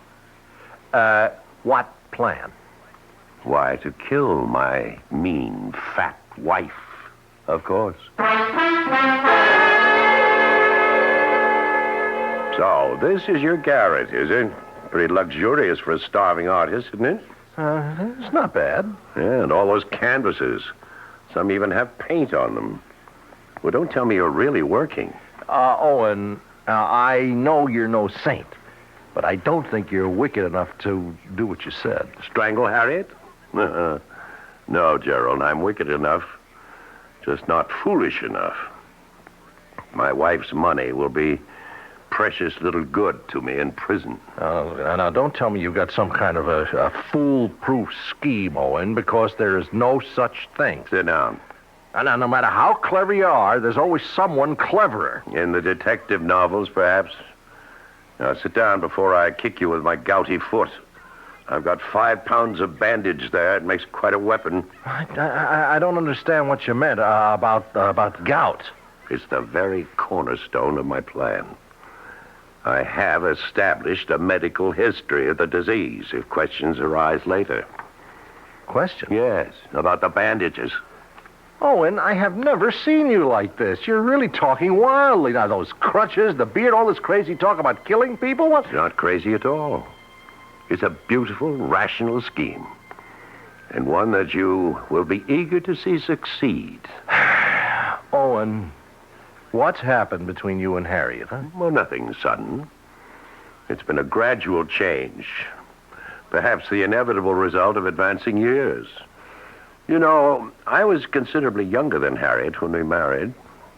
Now it seems I'm not young enough. Now, wait a minute. Are you cutting me off? Are you going to stop sending me money? Nothing of the kind. As long as my income can support it, you can continue to develop your artistic talents. The question is, how long will my income continue? It's been 10 years since I married Harriet. The difference between our ages is suddenly not so great. Harriet is discovering that there are younger men in the world. In fact, there's one particular one she's fond of. You're joking. Yeah, he's a dancing instructor, as a matter of fact. She met him when I had my first attack of gout. I couldn't move for a month while Harriet indulged herself in non-domestic pleasures like dancing. But to talk about killing her... Killing her carefully, Gerald, with due regard to the risks involved. Actually, I thought of the answer when I was flat on my back. I had plenty of time to think then. About what? A unique phenomenon of the modern age. The magnificent paradox of transoceanic travel. Travel? Yes. A ship makes its journey in some 5 days. A jet plane takes only a few hours. But you hate planes. You've never been on a plane in your life. Yeah, that's right. They terrify me. But what does all this have to do with killing Harriet? Everything. For you and I, brother, are going to put that transatlantic paradox to use. We're going to prove that the difference between a ship and a plane is a lovely way to commit murder.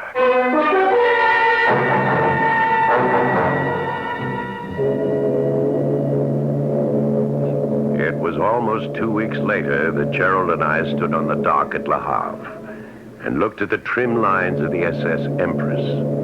She wasn't exactly the largest vessel lying at anchor, but on that particular Saturday, she was certainly the busiest.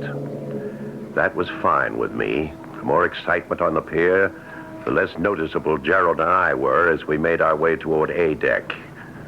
Our progress was slow, since I never really managed to use those crutches. Finally, we made our way to stateroom G, and as the door finally shut behind us, I collapsed on the bunk. I looked at my younger brother's face and felt considerably better. Poor Gerald. His complexion was so pale white against his reddish beard, now fuller by 2 barbarous weeks. Relax, Gerald. Everything's going to be all right. Well, I wish I had your confidence, Owen. Now, let's take care of the passports first. And then we can call the steward. All right. Here they are. Ah, good. Now, we have to do this very carefully. With infinite patience, I set about the delicate task of removing the small photographs from both passports. I was as precise as a jeweler. Then I squeezed glue from a tiny tube and replaced them. One bearded face substituted for the other one. Yes, my brother and I look quite a bit alike, despite the 6-year difference in our age. Owen, are you sure nobody will notice? Now, you're not supposed to tamper with these passports. Yes, that's true. And I understand it's also a crime to kill someone. Nevertheless, that's exactly what I plan to do. Now, let's ring for the steward. All right. The man who answered our ring was a perfect delight.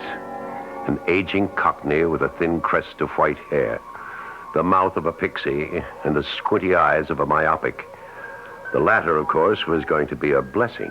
Everything all right, Mr. Layton? Yes, everything's just fine. Your name, Mr. Pawkins? Yes, sir, that's me. Sir Pawkins, at your service. Well, Mr. Pawkins, I'm afraid I'm going to be something of a burden to you on this voyage. As you see, I'm an invalid.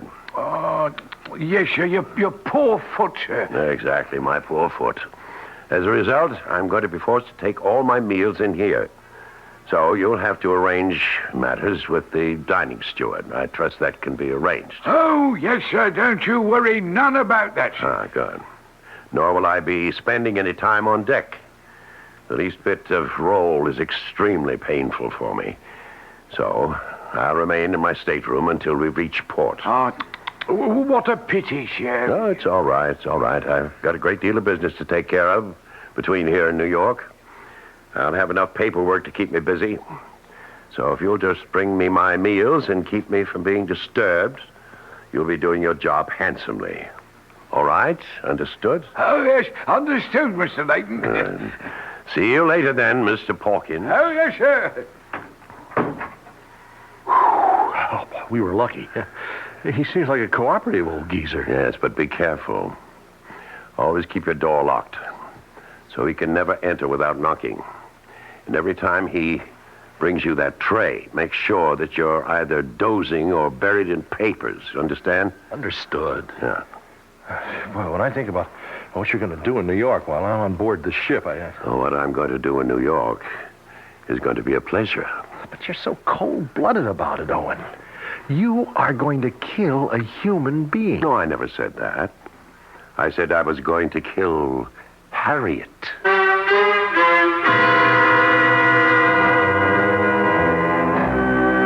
Poor Harriet. There she is in her lavish New York townhouse, thinking about nothing but her dancing lessons, while aboard the SS Empress, 2 men are plotting her demise. Of course, we're not yet certain how Owen Layton plans to get away with murder. Even if he does fly to New York and his brother sails in his place, we'll simply have to wait until I continue shortly with Act 2.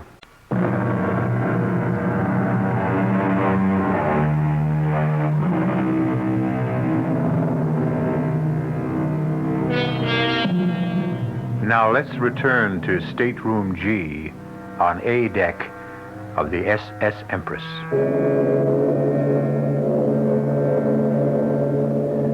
It's almost sailing time. The first all visitors ashore warning has been sounded on all levels of the great ship. But in Stateroom G, of course, the warning has a special significance, because now the visitor has become the passenger, and the passenger has become the visitor. But let Mr. Owen Layton speak for himself. Listen to me, Gerald, and listen very carefully. For Pete's sake, Owen, we've been over this 100 times. But now I'm saying it for the last time. You must do exactly what I've said. Exactly. The smallest variation can cause total disaster. Oh, I promise you. I won't move from the stateroom. I'll be a good little rabbit in my cage. Yes, it's exactly what worries me. your rabbit-like tendencies. Don't expect me to enjoy it. When I think of all those cute little bunnies strolling around on the deck. Now, just forget they're there, understand? Let me get this bandage off my foot. Now. Oh, 5 days. And don't forget the 6 nights. You'll manage, all right? Won't be any fun, Owen. Yes, and neither would it be any fun to fill gas tanks in Hoboken. Not as much fun as living on the left bank with those Parisian beauties of yours. All right, I know. And don't forget who's really doing the hard work, Junior. Including that plane trip tonight. Oh, for me, that's the worst part of it all. Listen, how high did those buddy things fly? Oh, 30,000 feet, I think. Oh, it's preposterous. There, the bandage is off now. Now, let's get them on you. By the time the next all ashore sounded, the transformation had been made. The bandages were on my brother's foot, and the crutches were lying snugly beside his bunk. And I was all set to leave.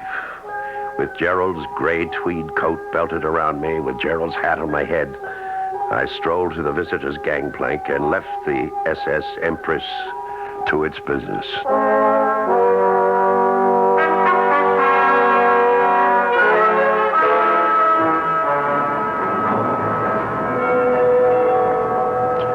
In a way, it was fortunate that I dreaded air travel so much.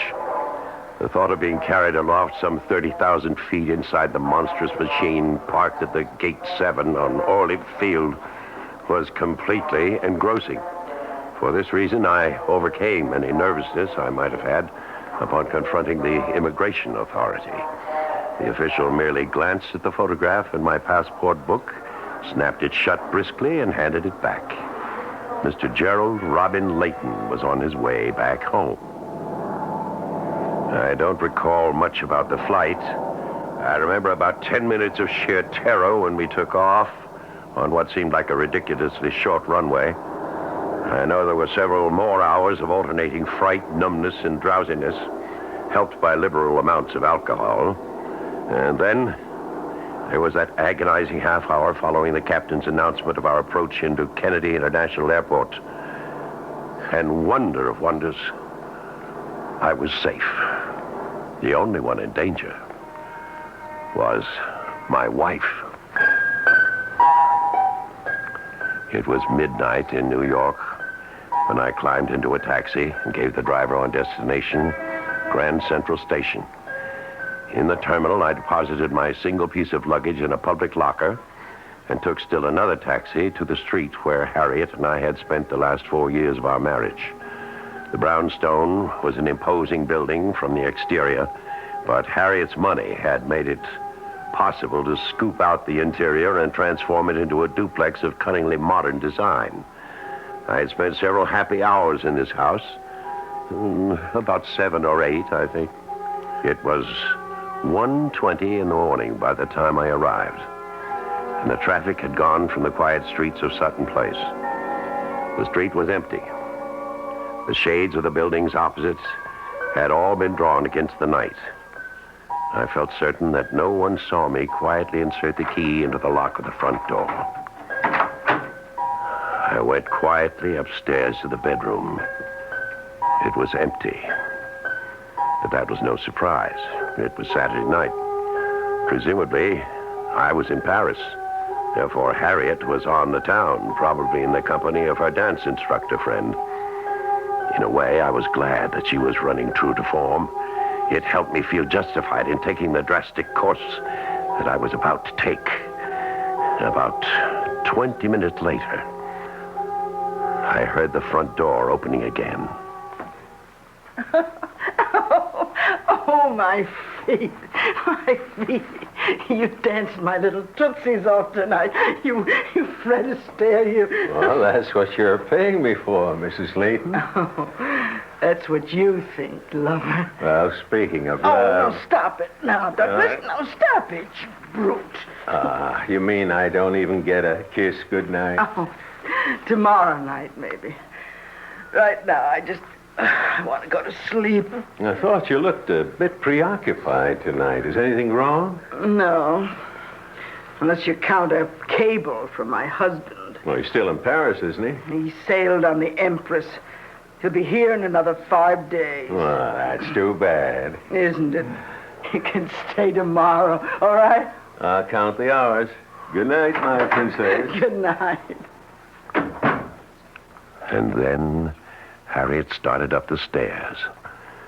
I picked up the pretty blue vase that adorned her dressing table and placed it behind my back. Hello, Harriet. Oh, and for heaven's sake, what are you doing here? You're supposed to be in Paris. Well, I thought I'd surprise you, darling. And I seem to have done exactly that. But your cable, you said you were taking the Empress. She won't arrive for days. Well, actually, I changed my mind about taking the ship. I flew instead. You were never inside a plane in your life. No, there's always a first time, isn't there? For everything. But why? When you're so terrified of flying. Because I was in a hurry, darling. I simply couldn't wait to see you and do this. Don't!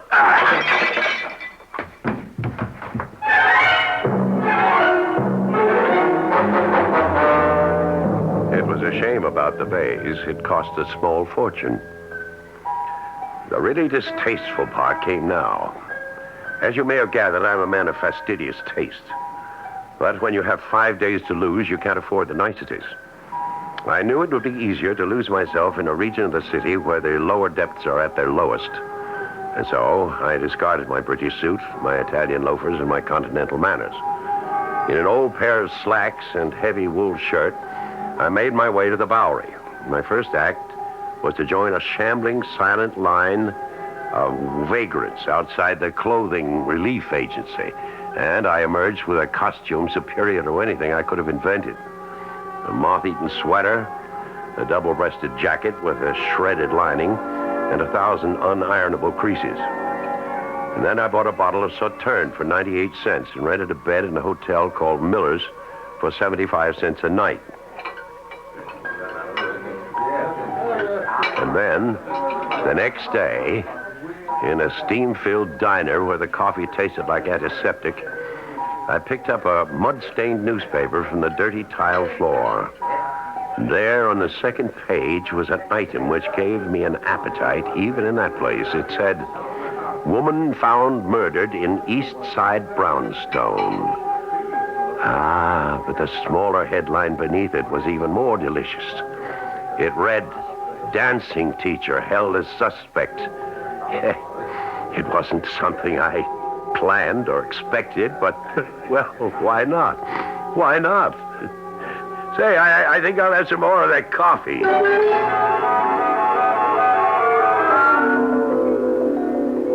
And then the 5 days were over.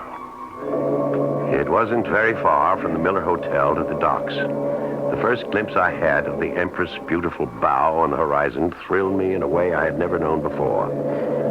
But I couldn't stand about and admire it. I had things to do. I made my way as unobtrusively as possible back to Grand Central Terminal. I removed my luggage from the locker, and then in the washroom I shaved and changed into clean clothes. Then I went down to Pier 16 to greet the arriving Empress. I knew that Gerald would be among the last of the passengers to appear. But then there he was, wearing my green plaid topcoat with a collar pulled around his throat, wearing my Homburg hanging low over his eyes. He was using my crutches, too, and not very well. But with his foot so heavily bandaged, he still made a convincing cripple. Owen, over here. For a minute I didn't think you'd make it. Well, how was it? How did everything go? Fine. Look, when can I get rid of these crutches? They are killing Never me. mind the crutches. What about the steward, Mr. Pawkins? Did you see him before you left the ship? No, I managed to avoid him. I didn't even tip him either, just as you said. Good. Now get into that car. This isn't your car, is it? It's a rental car. Now get inside so we can switch clothes. A rental car? Well, weren't you taking the chance? I rented it in your name, Junior. Don't worry about it. You really thought of everything. Owen, I have to give you credit. Well, just give me my clothes and that bandage. And fast. And so we made the switch as before. By the time I stepped out of the rented automobile, I was dressed in the Homburg and the green plaid coat. And the bandages were back where they had originated. In fact, the crutches seemed like old friends as I hobbled back to the entrance of Pier 16. I spotted the ship's petty officer emerging from the passenger exit. Pardon me, sir. Yes, sir. What can I do for you? Well, it's rather embarrassing. You see, there's a steward that I meant to take care of before I left my stateroom. He was very kind to me. What's his name? Pawkins. He's an old fellow. Very nice. I hated to miss him when I left, but somehow I did in all the excitement.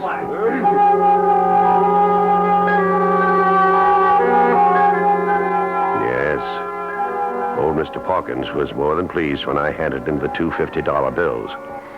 There were actually tears in his eyes. Oh, this is most generous of you, sir.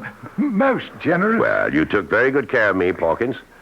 I know I was a nuisance. Oh, no, sir, you were never. Why, I hardly even saw you, sir. Well, still, you brought me all my meals and so forth, didn't you? Well, I was glad to do it, sir. Glad to be of service. And I hope you'll be back on the Empress with us soon again. I intend to be, Pawkins. Yes, you can be sure of that. As soon as I knew that Mr. Pawkins was remembered properly, and that he remembered me properly, I knew that everything was going to be just fine. I told my younger brother to drive his new car to the village, find himself a small apartment, and lay low. Then I took a taxi to my home. I knew there would be company waiting for me. Mr. Layton? Yes, I'm Owen Layton. Who are you? Name is Lieutenant Farley, Mr. Layton, New York Police Department. Police? What's the matter? My house been robbed or something? I'm sorry we couldn't meet you at the ship. We knew you were coming back today, but we thought it would be easier to meet you here and break the news to you. What news? What are you talking about? Bad news, I'm afraid. Maybe we better go inside. Yes, come in. Of course, I knew exactly what the bad news was going to be. Now all I had to do was to keep from laughing out loud.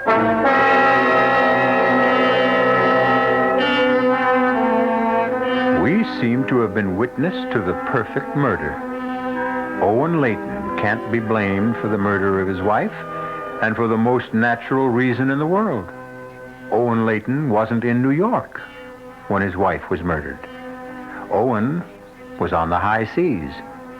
Just ask Mr. Pawkins or anyone else aboard the SS Empress.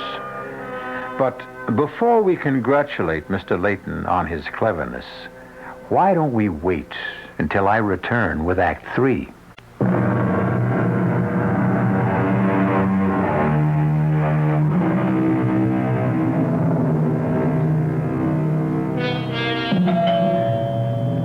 Owen Layton is a happy man today. Despite the fact that he is all alone in the reconverted brownstone on Sutton Place, the smile never seems to leave his face.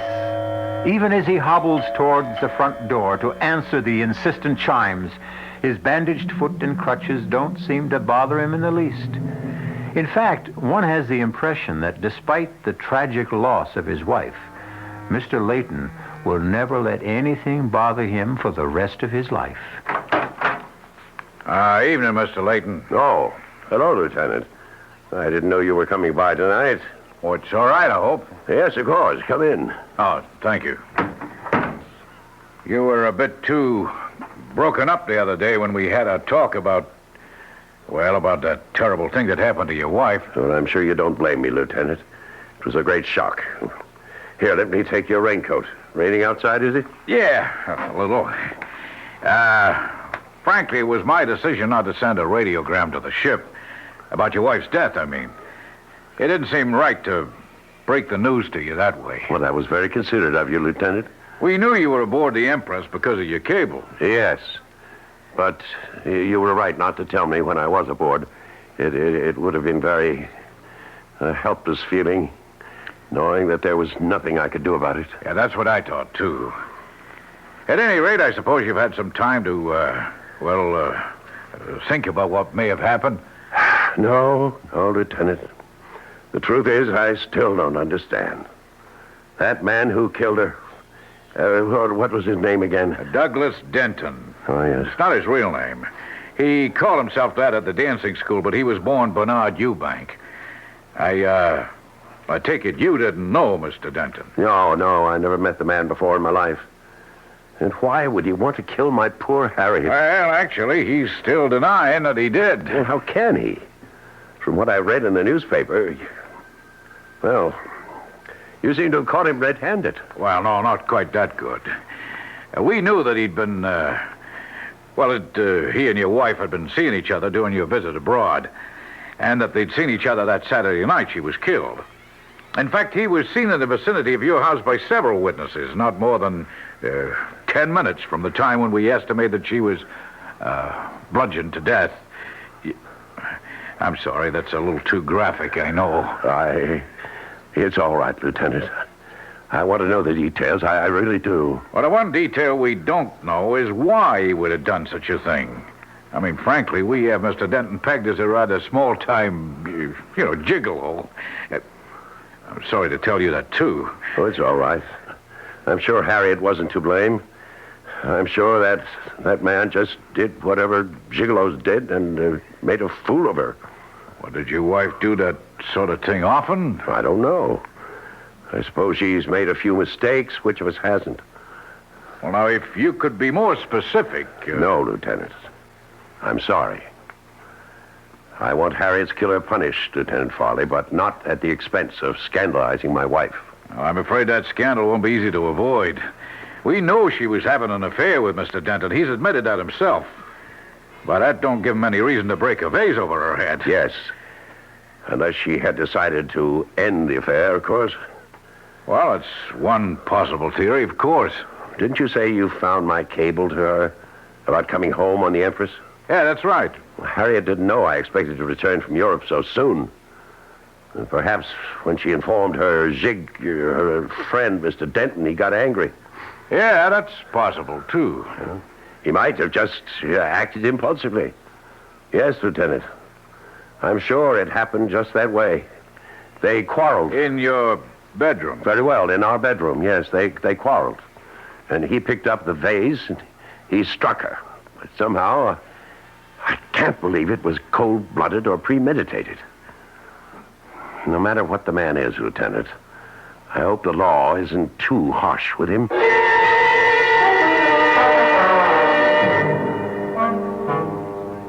I'll tell you what wasn't easy. It was the waiting. I had to wait for the outcome of 2 legal actions, the verdicts of both the criminal and the probate courts. But I had every confidence that human and fiscal justice would be done. And then, one night, a little more than 2 weeks after my return... Hello? Owen, it's Sheila. I beg your pardon? It's Sheila. Oh, God, I feel terrible not calling you before this, but I just found out what happened. I read the whole thing in the paper, back issue. Oh, and you poor thing, you must be in the state. Are you sure you're calling the right number? Oh, of course I am.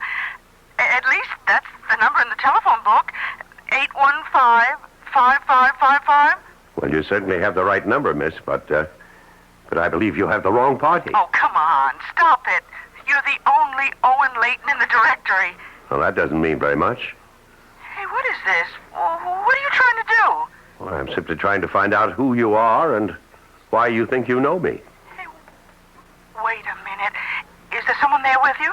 Is that what all the double talk's about? No, I'm alone. Well, then why the big act? Oh, now listen, Owen. I told you not to try any of that shipboard romance stuff on me. I won't stand for it. Did you say shipboard romance? You heard me. I warned you that I wasn't interested in a friendly little kiss at the gangplank kind of stuff. Listen, you're not talking about the ship you mean isn't the Empress. Of course it's the Empress. Gerald, you idiot. Huh? Oh, what did you say?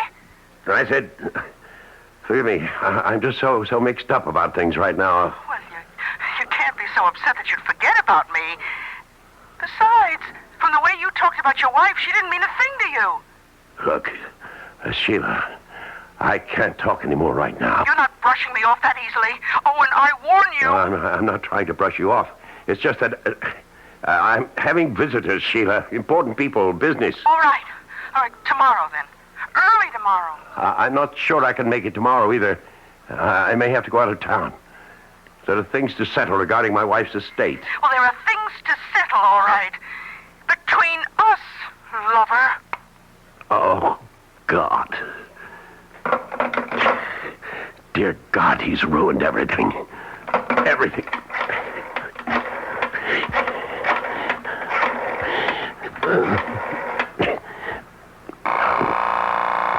Pick it up.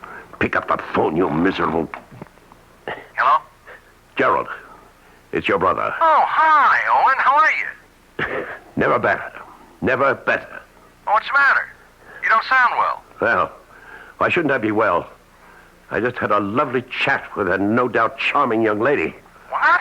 Her name is Sheila. Isn't that a lovely name, Sheila? Uh-oh. Is that name familiar to you? Owen, before you say anything else, will you listen to me? Yes, that's why I'm calling, to listen to you. To see if there's anything you can say, anything at all, that will mitigate my intention of coming right over there and strangling you. You've got to understand how it was, Owen. I was a prisoner in that stateroom, a virtual prisoner. Yes. And that was the idea. I told you never to leave that room. Never to so much as poke your ugly head out of the door. Well, it was easy enough for the first day, Gerald, but after almost 24 hours of that, How many other women did you take up with? Owen, she was the only one, absolutely the only one I had anything to do with. And if I know you, you had plenty to do with her. Well, I couldn't live like a hermit, for Pete's sakes. I can't believe what I'm hearing. I can't. You knew how important it was to convince everyone that you were me. But I did that, Owen. I told her I was you. Aye, that was clever. No, she thinks I am you, Owen. Now, look, the fact that she telephoned you tonight, doesn't that prove it? Oh, yes, that proves it completely. Owen, I was really going crazy in that tiny room, so I took just one little stroll on deck one night. Yes, and met Sheila. I swear that I never knew she'd try to get in touch with me. Your girlfriend Sheila is in New York right now. She's demanding to see me. You. Me. What I mean is she's read about Harriet's death. She knows that you... she knows that she knows that Owen Layton is free and unencumbered and will soon be very, very rich. Oh, gee, I'm glad to hear that, Owen. Shut up. Your friend Sheila isn't going to give up that easily. She's going to track me down. She's going to try to renew our little shipboard romance. And do you know what will happen when she does? What? Think about it, Gerald. She's going to take one look at me, and I'll be cooked, roasted, fried. She'll know I wasn't aboard the Empress. She'll know that she spent all that glorious week with another man. And how long do you suppose it'll take for her to put two and two together? Owen, couldn't you put her off? Now, couldn't you keep her from seeing you? How? Well, if you could leave town, if you could get away. Yes, it's the only thing that's occurred to me, too. If I left at once... You could always go back to Paris. You always said it's your favorite city. And guess what? I saw in the papers that the Empress is sailing again tomorrow for Le Havre.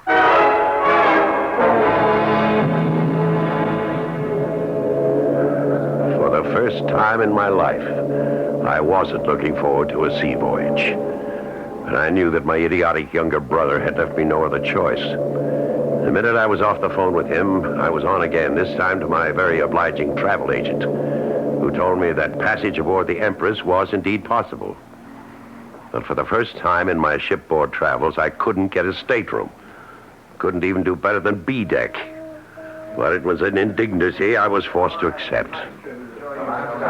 This time, my cabin steward wasn't an amiable gentleman like Mr. Pawkins, but a gruff, uncommunicative type who made no promises of devoted service. But then I wouldn't require much service. For one thing, I no longer needed my bandages and crutches. As far as the world was concerned, my troublesome gout was healed. Oh, pardon me, sir. Yes? Aren't you the gentleman who sailed with us a couple of weeks ago? That Pawkins chap? Oh, yes, that's right. You were the officer who helped me find the steward. Yes, everything worked out all right there? Yes, everything went fine. Unfortunately, I couldn't get such good accommodations this trip. Well, that's a shame, sir. But then I don't think we'll have as easy a crossing of it this time. Why not? Oh, a bit of rough weather ahead, they say. Oh, fine. That's all I need. But rough weather ahead or not, at 4 that afternoon, the Empress pulled slowly away from the pier, and I admit that I breathed a heavy sigh of relief. That evening, I was taking a nap before dinner when someone knocked on my door. Oh, who is it? It must be unfriendly neighborhood steward. Yeah? Hello. Oh, I'm sorry. Oh, was there something you wanted, miss? Well, I've made a mistake. I thought this was Mr. Layton's cabin. Well, it is. I'm Mr. Layton. Oh, but you're not Mr. Owen Layton. That's the party I was looking for. But I am Owen Layton. Well, that's an interesting coincidence. I mean, that two people would have the same names and even look a little bit alike. Although, well, the Owen Layton, I mean, is quite a bit younger. I don't know what in the world you're talking about. I saw your name on the passenger list, but the man I mean, well, he's about your height, and he has a beard like yours, but he's not you. Well, and who are you? My name's Sheila. Sheila Ross. Sheila. I met Owen Layton 2 weeks ago, right on this ship. And now suddenly there's another Owen Layton going the other way. There's something very fishy going on here. You're mistaken. I swear you're mistaken. Listen, Mr. Whatever your name is, I don't know what this is all about. I don't know why there are two Owen Laytons going back and forth on this ship. Well, what's so strange about that? I mean, why are you going back and forth? Me? Because I have to. Because it's my job. I'm a social director. You mean you work on the Empress? That's right. And right now, I'm going to work on finding out what this is all about. I stood rooted to the cabin floor, listening to the melancholy sound of the ship's whistle, warning the seas ahead that we were on our way, heading straight for troubled waters.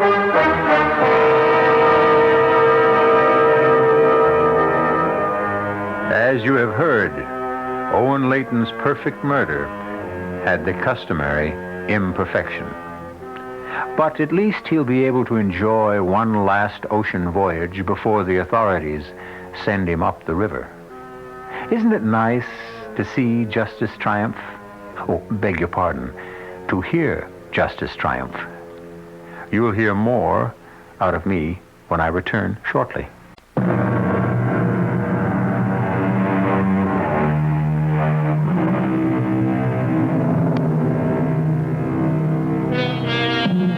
We hope you enjoyed tonight's voyage. We hope you'll be aboard next time the CBS Radio Mystery Theater takes you on a trip to all points mysterious. As you know, we have every means of transport available to us, from ships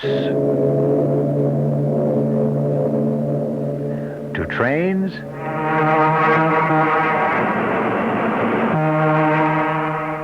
to planes and isn't it wonderful to realize that we didn't use a drop of gas or oil? Our cast included Stotts Cotsworth, Earl Hammond, Bryna Rayburn, Dan Acco, and Ian Martin.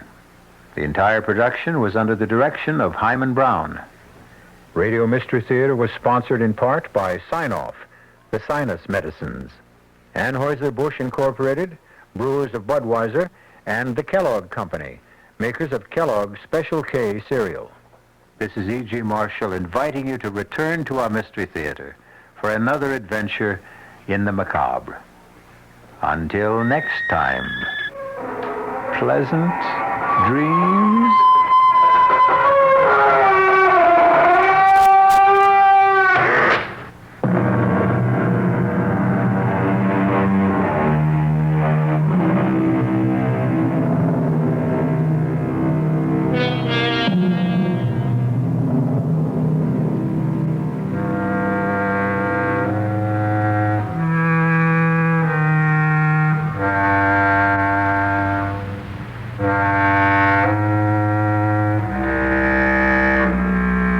The preceding Mystery Theater program was furnished by the CBS Radio Network.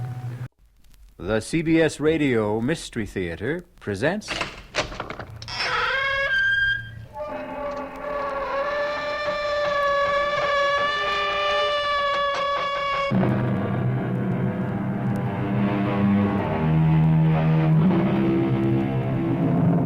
Come in.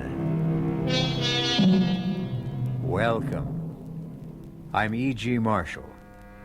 Welcome to the world of terrifying imagination. Make yourself comfortable for the moment. You know, evil has a vitality that defies time. Its power can be curbed, denied, defeated, but only temporarily. And when it returns, its force is more malevolent than ever. We have all been to dark places and felt the presence of evil, and we have all seen things beyond our power of understanding. But, like Tom Fairley, we feel there are explanations for everything. Or are there? Cold, bitter cold, and the smell, decayed. Frank. Frank? Is he No. He's unconscious. We'll talk to him later. Folger, did your men find anything else? Just the grass. It is curious, Tom. I don't see anything, Klaus. Yes, you do, Tom, but it doesn't mean anything to you. You weren't here when we found Flip.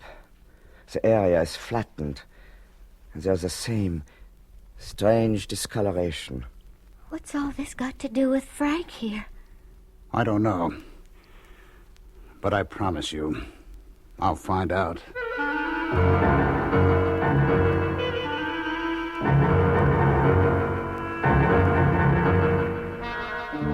Our mystery drama, Frankenstein Revisited, was written especially for the Radio Mystery Theater by Milt Wissoff and stars Michael Wager and Leon Janney.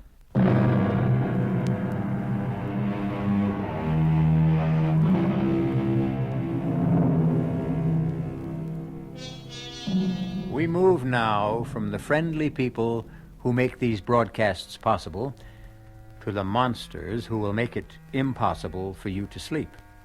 I hope. Our drama opens on a story conference in a Madison Avenue bar. It will end, I assure you, in terror and fear. Over here. Here, Tom. You sure picked a great place for our meeting. Yeah, well, you're late. If I didn't have to fight my way through the mob at the bar, I might have been here sooner. All right, what's on your mind, Frank? Well, I've been looking for a special that we can use as a springboard for our new horror series. And what's more appropriate than the old Frankenstein legend? You mean Boris Karloff and his magic electrodes? No, Tom. Not the hokey monster brought to life by the mad scientist. That was cooked up by Mary Shelley. It doesn't rate with the Gothic tale everyone in Germany knows about the infamous Baron von Frankenstein and his terrible death. It's got all the elements of a superb spook show. What's more, this is the 400th anniversary of the Baron's death. So what? So this, old buddy. The monster is reputed to return every century looking for fresh blood. It won't work, Frank. I was stationed near Darmstadt, only a stone's throw away from the Frankenstein castle after World War I. I've seen the place. It doesn't look like much. Even the burial crypt has been turned into a potato cellar. Well, how about the incidents you mentioned at cocktails the other night? That's what really put me onto the show. Oh, those killings I blabbed about had nothing to do with any monster.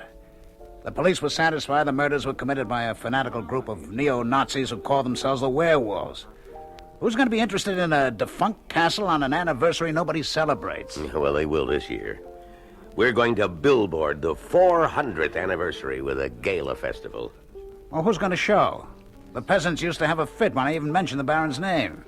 That was almost 30 years ago. Oh, they'll come. We're going to have sausage and beer, fireworks, and a dandy house of horrors to set the stage for our countdown to midnight. A fake documentary, papier-mâché, razzle-dazzle. The storyline is sound. It should scare the heck out of people. Now, if you don't want to direct the special, then speak up. All right. Count me in. Good. Now, come on, square with me, Tom. Why all the bull about the potato cellar? You don't want to go back there, do you? No, Frank, I don't like the place. Then why not back out? I don't Look, feel you're Frank, leveling. Frank, I want to keep on directing for the network. I won't let anything stand in my way. Not you, not the gray hairs creeping up on me. Not even Frankenstein and his blasted castle. Just let me leave this one thought with you. We'll see how much you enjoy the scene when midnight approaches. I'd like to hear the tune you whistle when the wind howls.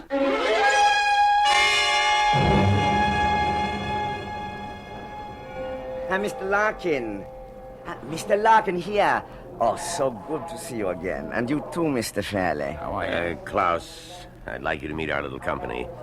This is Eileen Garrett, who will play the Baron's ward, Laura. And a charming one, I'm sure. Him I like. And Flip Johnson, also known in the industry as The Voice. He'll do the descriptive background at the festival and the castle, the interviews with the man on the street. He will also double as Rolf, the suitor for Eileen's hand. That won't take much acting. In that case, you might do. This is Klaus Folger, our local representative, who'll be our strong right hand during the production. Oh, when do we meet Mr. Helmut? Very soon. You will find he makes an admirable Baron. Oh, it's very strange. I've never heard of him. Oh, he's quite a well-known actor, I assure you. Now I think it's time to leave for the castle. It's not the plaza, but I hope you will find it comfortable. Well, I'm sure we will. Who goes with whom? Well, there's enough room in the limousine for all of you. The baggage will follow in a small wagon... truck. Hey, how about you, Klaus? Aren't you coming with us? No, Frank, I will see that the baggage is not consigned to München by mistake. But I will join you later. I wonder what Mr. Helmut, our Baron, is like. I have a feeling. Oh, Eileen, now you sound like Gloom and Doom Fairley. He's probably just another average, run-of-the-mill weirdo.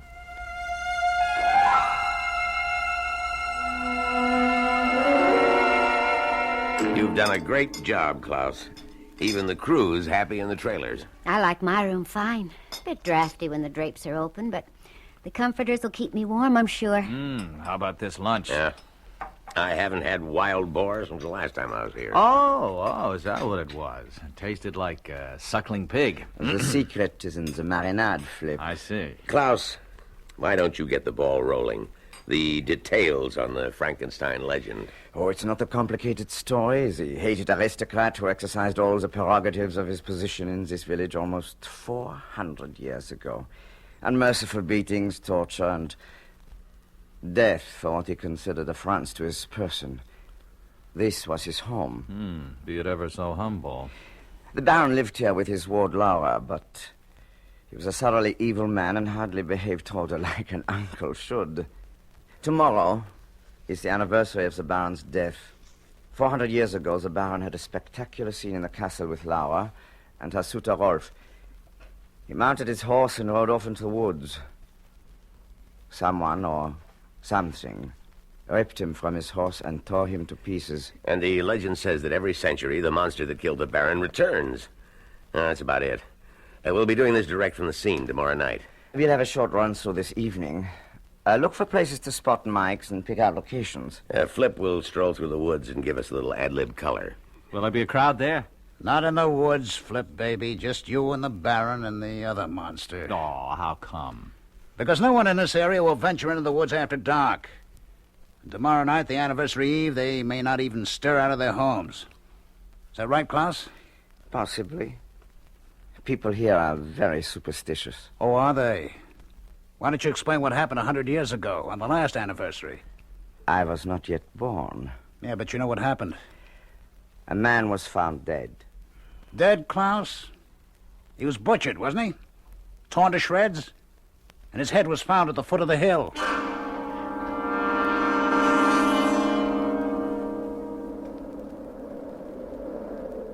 Well, Frank, this is it. Well, I hate to admit it, Klaus, but Tom may have a point about the castle grounds. It is kind of tacky. Well, I'm not sure I agree. Physically, it's not much, but the decay adds... It's to the feeling I get. I'm really frightened. Oh, come on now, Princess. You're letting that creep's tail get under your skin. There's nothing here but battered stone and dirt. Reminds me of my pad. I get bad vibes. It reminds me of a trip I took to Central America years ago. The ruined pyramids, the bloody altars where thousands were sacrificed to bloodthirsty gods. It had the same aura of evil. You are most perceptive, Miss Garrett. Evil is everywhere. Who are you? I am Paul Helmut. He will play the Baron in our production. How did you know my name? No mystery about that. You are the only actress in the cast. Of course. Oh, forgive me, Mr. Helmut. You came upon us so suddenly. Yeah, well, where did you come from? I never saw From you. the Baron's bedroom. A passage leads directly here. The place is honeycombed with such passages. But there are no other cars around. How did you... I arrived here several days ago. You've been here several days alone?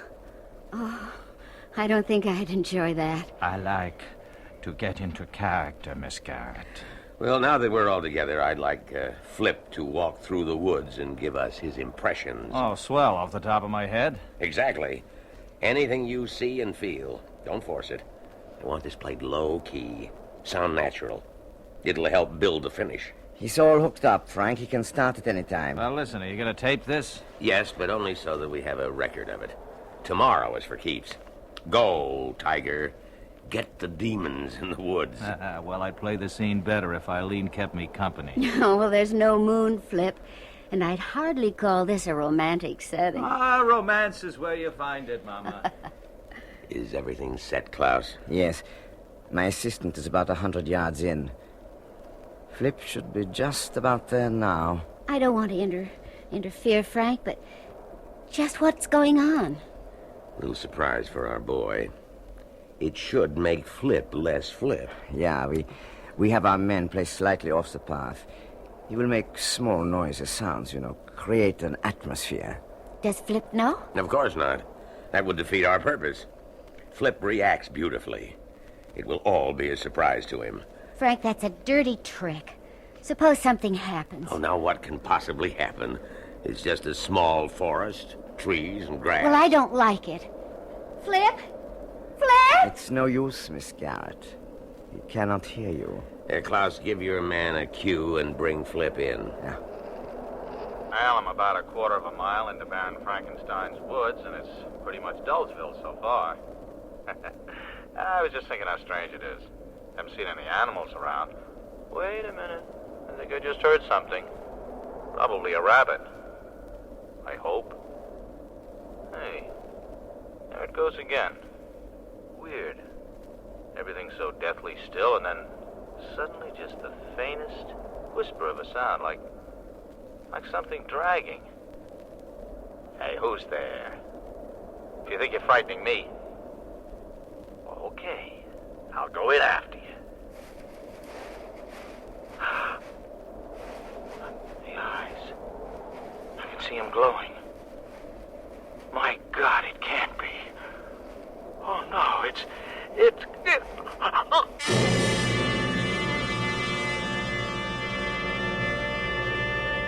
The bard said, "Some find tongues in trees, books in running brooks, and sermons in stones."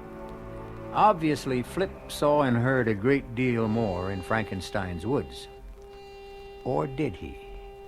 Perhaps we shall know more when I return shortly with Act Two.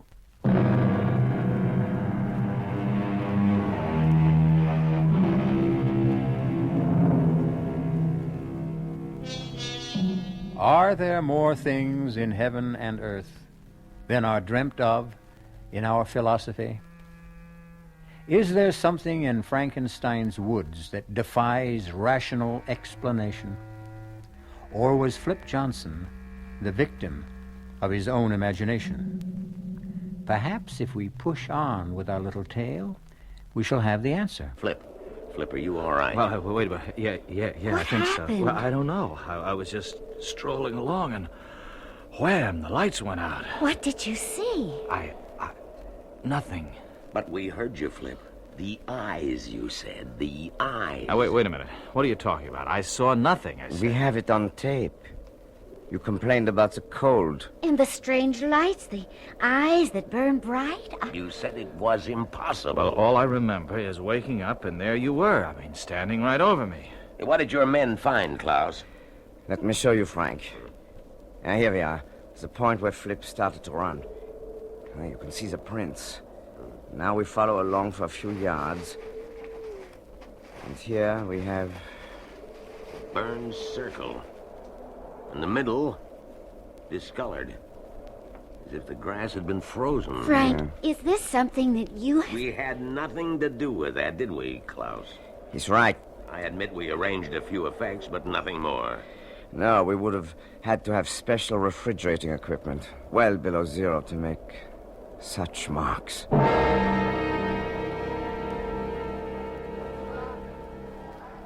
Well, how do you like it, folks? It's fantastic. Instant Carnival by Frank Larkin. No, Tom. Give credit where it's due. Klaus engineered the whole setup. It was not so difficult. We have a long tradition of festivals here. I could almost enjoy this if only... Now, forget it, Eileen. Nothing really happened. Flip just got panicky and ran. He fell, blacked out. He'll be all right. Klaus, are we set in the House of Horrors? Yeah, we can go at any time. Good. You all know the routine. We already have good coverage in town and at the zoo. And let's zero in on the big scene. All right. We'll pick up Flip and Eileen as the Baron's ward Laura. Now you Flip her suitor Ralph, and you meet her at the House of Horrors. I'll take over, Frank, if you don't mind. I'd like to earn my credits. I was counting on that, Tom. The show's all yours. You ready, Klaus? All set, Mr. Fairley. All right, slated, Klaus. Scene 12, take 1. And... action. The Baron is not expected before tonight, dearest? Not until quite late. I think I shall stay here forever. It is so enchanting. I'm sick of formality, Rolf. I'm bored with the same walls, the same faces, the same small talk. And the same guardian? I feel almost free here. Then why not leave? Come away with me. Once when I was a child, my father took me to such a fair. He filled me with cakes and pink drinks. Yes, and you always got sick. Oh, but it was worth it. I enjoyed it so. Oh, look, Laura, look. This is the House of Horrors. It doesn't look so horrible. All tinsel and paint. Come inside with me. All right, cut. Hey, that was right on the nose, kids. It's a perfect first take. Oh, good. All right, that's it for now. We'll pick up the woods near the castle at 8 tonight. Just take it easy until then. Klaus, you'll have your crew setting up at 7, right? At 7, Mr. Fairley. Honey, you in a hurry? No, why? Well, how about a turn through the House of Horrors? Give you the $5 tour? Oh, I could use the exercise. Good. You pick the passage, we'll follow it. Let me see. Ippity, jibbity, zippity, zam. Sam it is. Oh, this reminds me of my first date. Well, all first dates are creepy. Mine had a walleye. And mine took me to the tunnel of love.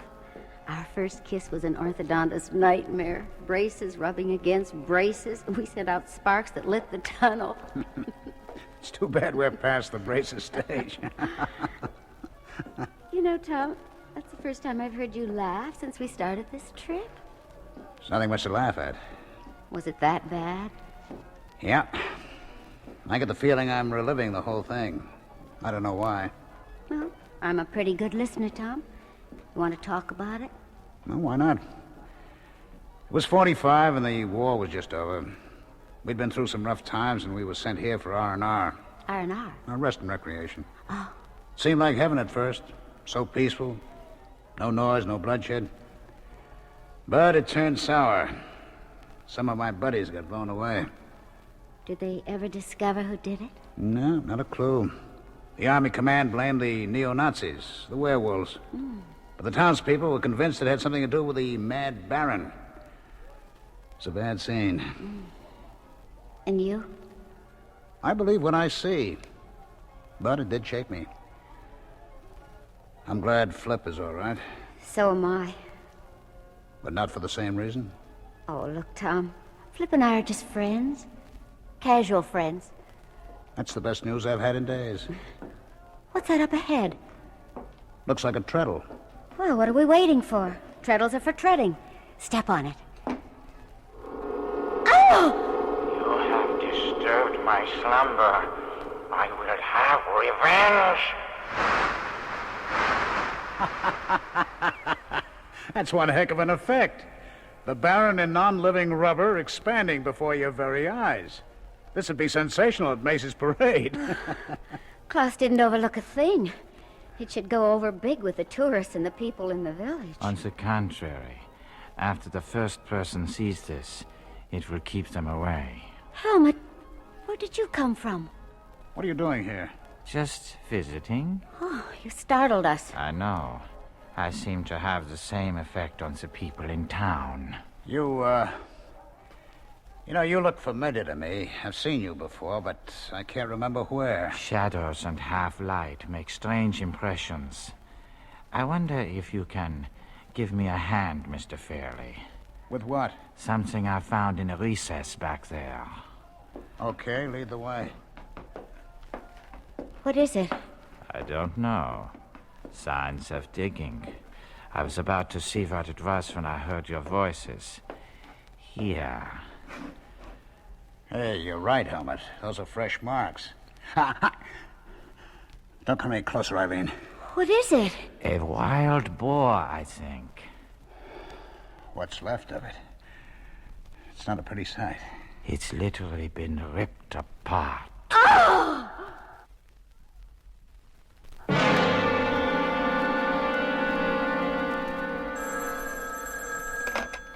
Yes? I understand. It will be all over tonight. No, we'll finish the rest back in the States. You can count on that. What was that all about? The town council. They want us out as soon as possible. They were polite but firm. Too many things been happening. Flip and then the dead boar. The word's getting around and it's becoming amplified in each telling. Did your visit to town pay off? I think so. It was tough getting permission to go through the old records. The clerk of the city hall was the perfect bureaucrat. He insisted on an application countersigned by his boss. I threatened to go to the burgomaster, and he caved in. Now, how about the newspaper? They were reluctant, too, but greedy. A few marks in the right palm paved the way. Well... All right, see for yourself. Here's a reproduction of the paper's front page 100 years ago. Take a squint at the guy who was separated from his head. I don't know. It's pretty well faded. Look at the eyes and the forehead. It could be, I suppose. And here's a print of an oil painting of the original Baron von Frankenstein. I believe Mr. Fairley thinks the picture resembles me. All right, Helmut, where the devil did you come from? This old castle is honeycombed with secret passages. And you just keep wandering through them like you know where you are, I have been exploring them for days. You know, Tom, there is a resemblance. A trick of your imagination, Mr. I knew Larkin. I'd seen you somewhere before. You're talking nonsense, gentlemen. I could not possibly have been here a century ago, let alone 400 years. How about 30 years ago? I was only a child then. What about your family? I have none. They were killed in the war. Does that satisfy you, Mr. Larkin? I don't know about Frank, but it sure doesn't clear things up for me. Stay inside until midnight, Helmut. You understand? Perfectly. And stay out of the passages until the show's been recorded. I don't want any more surprises.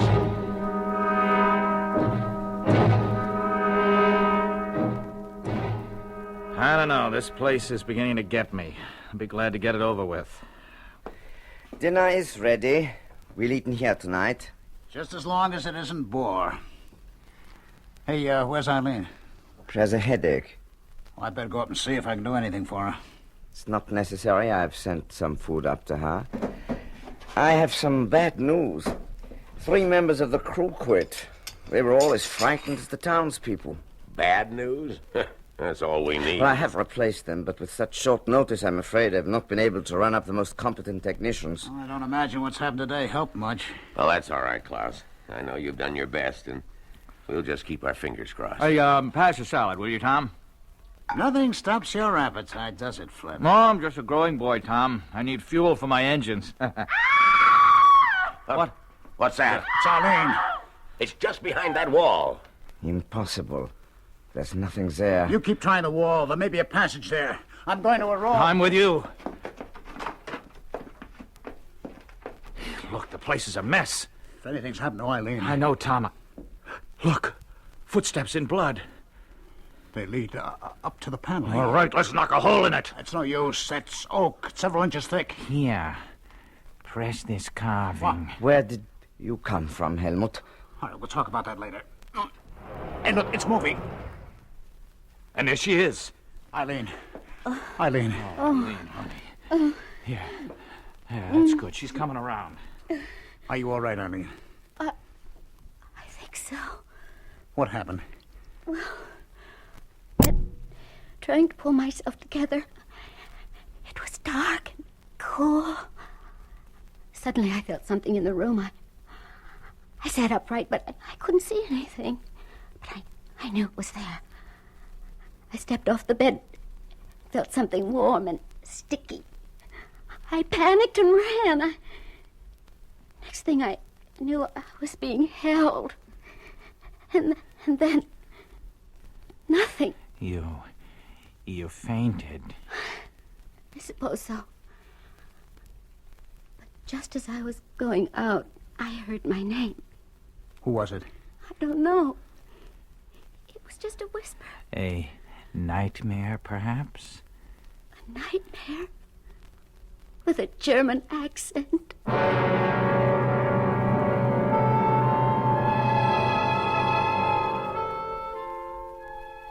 Robert Penn Warren wrote, "The nightmare stumbles past, and you have heard it fumble at your door before it whimpers and is gone.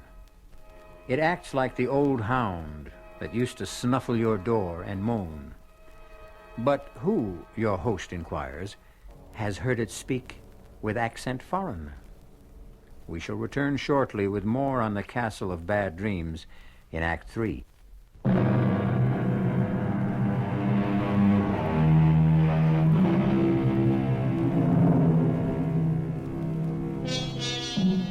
If you have ever ridden a nightmare, you know what a hellish mount it can make.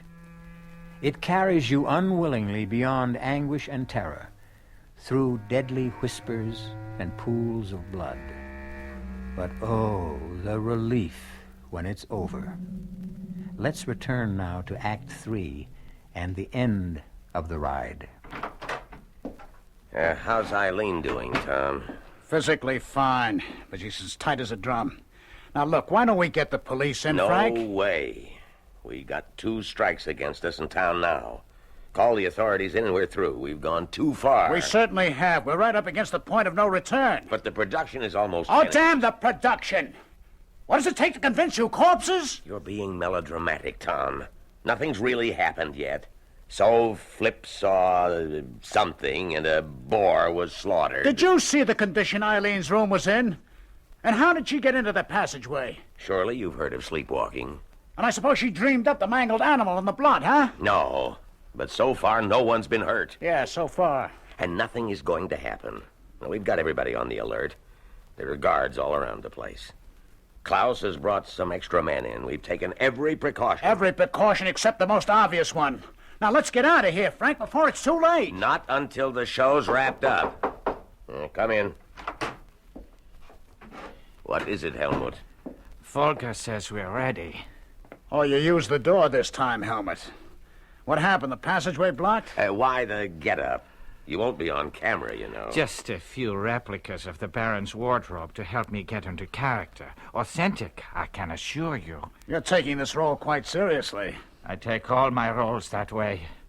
I know only one way to act. If that's all, I'll be going. Okay, tell them Mr. Fairley will be right there. All right, what's up, Frank? I should be splitting, too. Now, look, Tom, I don't feel there are any grounds for your suspicions, but I've had some checks made on Helmut's past. What he's done, where he comes from. I expect a report any moment now. That should clear the air. Well, I hope so. Now, all I ask is let's get the job done. Don't let your feelings get in the way. I won't. But if the news is sour, don't keep it from me, will you? In this case, ignorance can be disaster.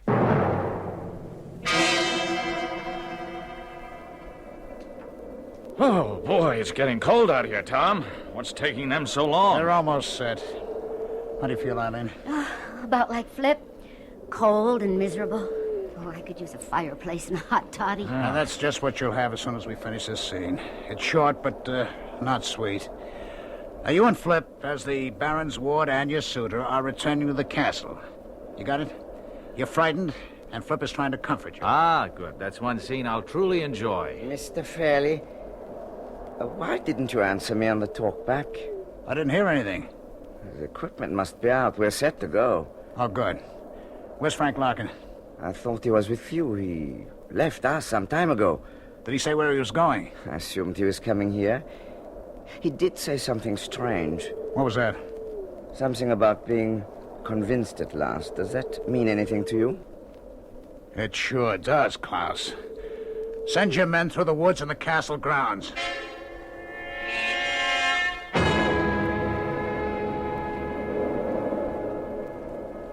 Look, I think we're just wasting our time. Let's go back to the castle and wait. He'll be along. You can go back, Flip. I'm not going to give up until we find Frank.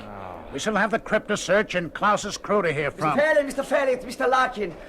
We found him. Come quickly. This way, Mr. Fairley, in the clearing. Is he hurt?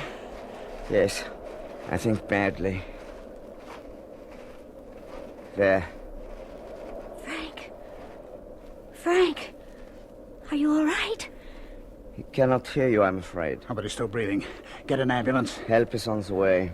Was he conscious at all? No. Oh, no, don't try to talk, Frank. We're here. You're going to be all right. Oh, Frank, just lie quietly, huh? Don't come near me. Don't touch me. Don't... He's shivering. Throw a blanket on him. Who did this, Frank? Cold, damp, and the smell. Who was it? Cold, bitter cold, and the smell, decayed. Frank! Is he... No. He's unconscious. We'll talk to him later. Folger, did your men find anything else? Just the grass. It is curious, Tom. What? I don't see anything. Yes, you do, but it doesn't mean anything to you. You weren't here when we found Flip. The area is flattened, and the same strange discoloration. What's all this got to do with Frank? I don't know. But I promise you, I'll find out.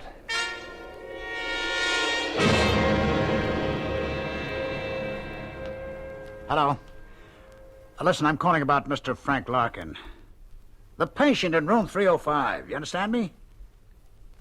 Oh. I'm sorry, I didn't mean to shout. I see. Thank you. Well, Tom, what did they say? Well, his condition is stable. That's what every hospital says, unless you're dying. Do they expect him to be there long? Just a few days. You know, it's all so strange. So many things have happened. Flip, you, and now Frank. But nobody's been really hurt badly. There are a few mangled animals. Yes, well, that's what's bugging me. The animals get slaughtered, but people are more frightened than hurt. Except for Frank's close shave. Well, why? It doesn't make any sense. Anything powerful enough to mash some poor defenseless creature surely could do more damage than that. Well, maybe there's no connection between any of the things that have happened. Oh, that'd be piling coincidence on coincidence. I don't believe it, and I don't think Frank did either. After he got that phone call he was waiting for. Well, then why don't you call the police? For the same reason that Frank didn't. But you kept begging Frank to delay the production. Oh, not now. I'm going to finish this tonight, for Frank's sake. But I'm going to be sure that whoever's behind this pays the price. And how will you do that, Mr. Fairley? Oh. I guess you tried the door once and didn't care for it, huh? It is easier to use the passageway. You didn't answer my question? I know I didn't. The reason is simple. I don't know yet. But I will before tonight's over. You mentioned a phone call Mr. Larkin received. Yes. If only I knew what it was. Perhaps I can help you. How? The telephone lines into the castle were a special installation. An exact record is kept at the company of every call made from and into the building. Well, then all we have to do is call the company and find out. Not exactly. They will give it to the police, however. That's out. Why? Please, Tom, call them in. And the next time, whoever's doing this may forget the difference between man and beast. She's right, Mr. Fairley. You do not know whom you are dealing with. Do you? Auf Wiedersehen. I will see you shortly, when the fun begins. Okay, Klaus, let's get some levels. Get Flip to say a few lines. We need some levels. Okay. This is Flip Johnson in the burial crypt underneath the Frankenstein castle. That's enough, fine. Thank you. Now stand by. See if you can sharpen up the sound, Klaus. Yeah, I will try. All right, Eileen. You get to the Baron's room in the castle. Helmet's there already. We'll do your scene first. Are you all right? Oh, I'm fine. Don't worry about a thing. We've got everything under control. I'll see you later. Klaus, pick up Helmet. Tell him Eileen's on her way. Yeah. Helmut? Helmut. Mr. Fairley would like to speak with you. Get on the talk back. Helmut? Are you there, Helmut? Get to the talk back. Give me that, will you? Helmut, this is Tom Fairley. I'm here, Tom, but no sign of Helmut. Where the devil is he? I don't know. Oh, damn. Ask one of the men outside the door to check. You stay put. He says he saw Helmut heading for the crypt some time ago. Klaus, see if you can find him. I'll handle things here. Yeah. Flip, do you hear me? Yeah, loud and clear, Tom. You ready for me now? Have you seen Helmut? Nope. Is he supposed to be here? Just stand by. Eileen, have they found Helmut yet? No. What's going on? I don't know, but... I think we had better go to the crypt scene first. I've seen through the passageway, but there are no signs of Helmut. I guess you're right. Flip? Yeah, what now? Start your narration, and if you spot Helmut, let me know, huh? Okay. This is Flip Johnson in the burial crypt underneath the Frankenstein castle. It is said that every century the monster that slew Baron von Frankenstein returns to feed his bloodlust. And every century the Baron returns from his grave to meet his fate again. We are less than a minute from the hour of midnight, when all this is supposed to take place. The question is, what will happen here tonight? In just a few seconds we shall know. This burial crypt is one solid room cut out of deep rock. Behind the crypt is a tunnel leading to other burial vaults and to passages that have never been truly explored. It is reputed that 1,000 years of Frankenstein lie buried here. Wait a minute, cut it, Tom. I have to stop. Listen, are you picking up any sounds? Yes, something that sounds like dragging. Do you see anything? Well, no, but the sounds are getting louder. Tom, are you trying to pull something? Well, no, Flip, believe me. Why would I try to pull it? Something seems to be dragging. I hear breathing. At least that's what I think it is. It's getting cold and damp in here, and I smell something horrible. Get out, Flip. Get out as fast as you can. All right, close in, men. Get into the crypt as fast as you can. I want every man in there. I can see them now. Eyes, evil, bright as cat's eyes, glowing and enormous. Oh, God, help me. I can't move. It's here. It's here. Who are you? This is the crypt, Tom. Someone's heading into the passageway. Over there, I think it's Helmut. What about Flip? It's not good. His throat's been crushed. Oh, He's no. not breathing. Somebody stay with Flip. The rest of you go after whatever is in that passageway. There! Stop! Stop, Helmut! Don't move. He's gone.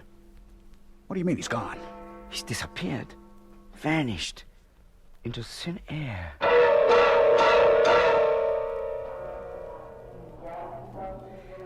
So, This is goodbye, my friends. Yes, and I can't say I'm sorry to go. Tell me, what will you do with the tapes? Oh, make a show out of them. Add a few scenes, and we'll be ready to send some shivers down our listeners' spines. The publicity should help. I suppose so. But I can't help wishing it hadn't come at such a price. Poor Flip. It was a costly show. Klaus, we've been sparring around for quite a while now. Let's stop avoiding the subject. Who was Helmut? An actor. That is all I know. But without a past. The report I received was completely blank except for his acting credits. Nothing. He was just an actor. Obsessed with a role. Do you really think so, Klaus? What else can I think? Then how do you explain what happened in the crypt? After he attacked and killed Flip, you and your men closed in on him? And he vanished. Right before your eyes. But there must be an explanation. He knew every inch of the castle and the grounds, every secret passageway. Then you don't think he met the fate of the Mad Baron? There were no signs of his remains. Just some flattened, burned-out blades of grass. It's an unbelievable climax for a legend. Legends have no climax. They go on and on. Drop us a line when you find out what really happened. I promise. But if you don't hear from me soon, you may have to wait another century for the facts.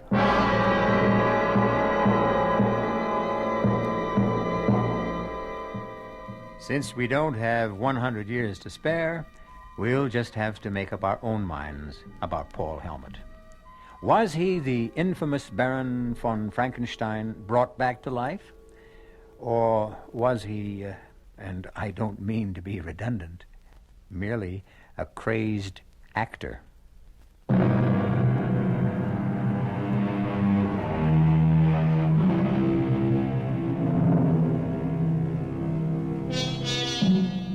There is no need to look for a supernatural source of evil. Man has shown himself capable of every wickedness. But regardless of where it arises, evil has a vitality beyond time. Its power can be stemmed, but it will return. Our cast included Michael Wager, Leon Janney, Ralph Bell, E.V. Juster, and William Redfield. The entire production was under the direction of Hyman Brown. This is E.G. Marshall inviting you to return to our Mystery Theater for another adventure in the macabre. Until next time, pleasant dreams.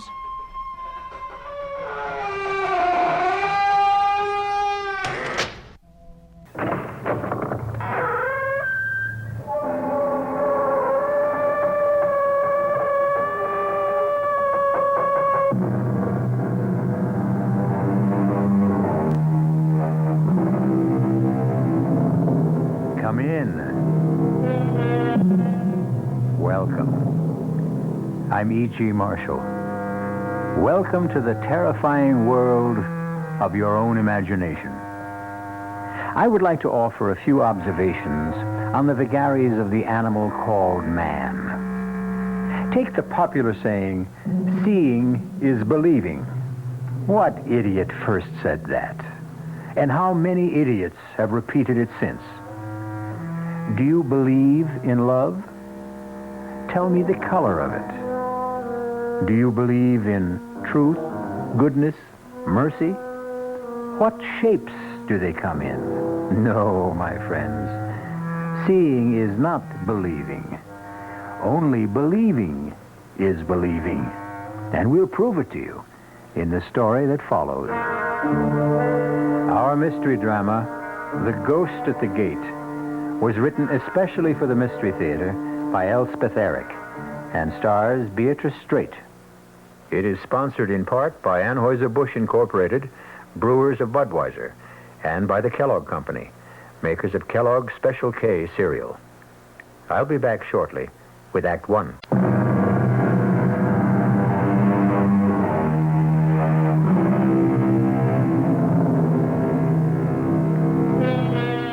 With how much ease believe we what we wish?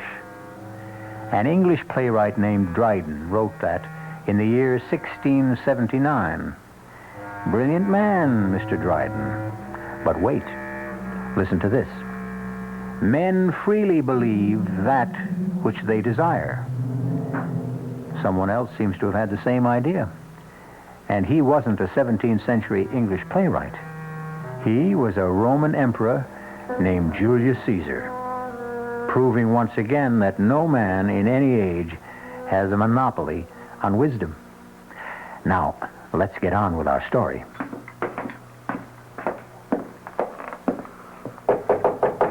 Come in, Dorothea. Your chocolate, Mrs. Emery. Oh, good. Shall I light the fire in the fireplace? Yes, please. I think it's chilly enough for Oh, Dorothea. Ma'am? You forgot the other cup again. I did. I told you to always bring 2 cups. Oh, it seems so silly. I'll decide what's silly. When there's just you to drink it. I've explained that to you, Dorothea, more than once. I like to drink 2 cups of chocolate before retiring, and I don't like that icky sediment in the bottom of the cup. I'll try, Mrs. Emery. Now, if that's all... Or do you want me to go downstairs and fetch up another cup? Oh, no. Go to bed. Oh. Good night, Mrs. Emery. Good night, Dorothea. All right now, darling. Chocolate's all poured. Fire's lighted. Charles, everything's ready. Now, come on, darling, or the chocolate will get cold. Don't want any chocolate. Oh, Charles, you love chocolate. You always loved chocolate. Tastes like mud. But it's very good chocolate. You know what good chocolate Dorothea makes. Now, come on, Charles. Don't make me wait. You want me? Want you? Oh, Charles, how can you ever ask such a thing? Why, I go through the whole day thinking of you. All afternoon at the community chest, I think about you. Why, darling, it's torture for me listening to those other women whose husbands are with them in the conventional way. I want to scream at them, but I have my Charles, you silly females. Every night he comes to my bedroom, and he's tall and handsome and brilliant and romantic and adorable and manly, and we sit and talk together, and he... All right, Alice. That's enough. There you are. Oh, Charles. Missed me? Oh, darling, the days are so terrible. I can't think of anything but this moment when we're together. But you know that, my dear. I tell you every single night. I need to hear it, Alice. We who have more or less left this world can't come back unless we are wanted by someone who is still here. Wanted a lot. Otherwise, we can't make the trip, as it were. We can't even purchase a ticket, so to speak, unless we have a destination that is vibrant with love and need and desire. But I love you and I need you. I desire you. You should know that, Charles. Well, it doesn't hurt to hear it. Here's your chocolate. Try it. I don't want it. Oh, Charles. The longer we're away from this earth, Alice, the less we rely on our senses. The senses, in a manner of speaking, start to fade. Mashed potatoes begin to taste like cold cream, coffee tastes like iodine, and this chocolate tastes like mud. They tell me this is quite normal. Charles, when you say they tell you this and they tell you that, you mean... I mean them, of course. All those. The ones up there? It isn't up there, Alice, and it isn't down there either. Well, where is it? It's simply there. Meaning not here. Heavens, I thought you knew that. Are there a lot of them? Of course there are a lot of them. It's all so vast, so endless, and so damnably peaceful. I know what it is to be lonely, Charles. This big house, I couldn't bear to move out of it after you weren't here all the time, because I couldn't leave the place where you and I had spent so many happy years together. Why don't you ask someone to move in with you? Move in? Why, I never thought. Such a large house. You could have separate quarters. You wouldn't be forever bumping into each other. But who would want to move in? Who would I want to move in? Oh, some old good friend? Well, like who, Charles? Oh, someone like Connie, maybe. Connie Lawrence. Connie Lawrence. Well, I've certainly known her long enough. We were roommates at school. What do you think she'd want to? She'll jump at the chance, would be my guess. She still lives in that tiny one-room apartment. I know she's saving for a retirement. And with the pay school teachers get in this town. Charles, I'll call her tomorrow. She gets home from school at 3.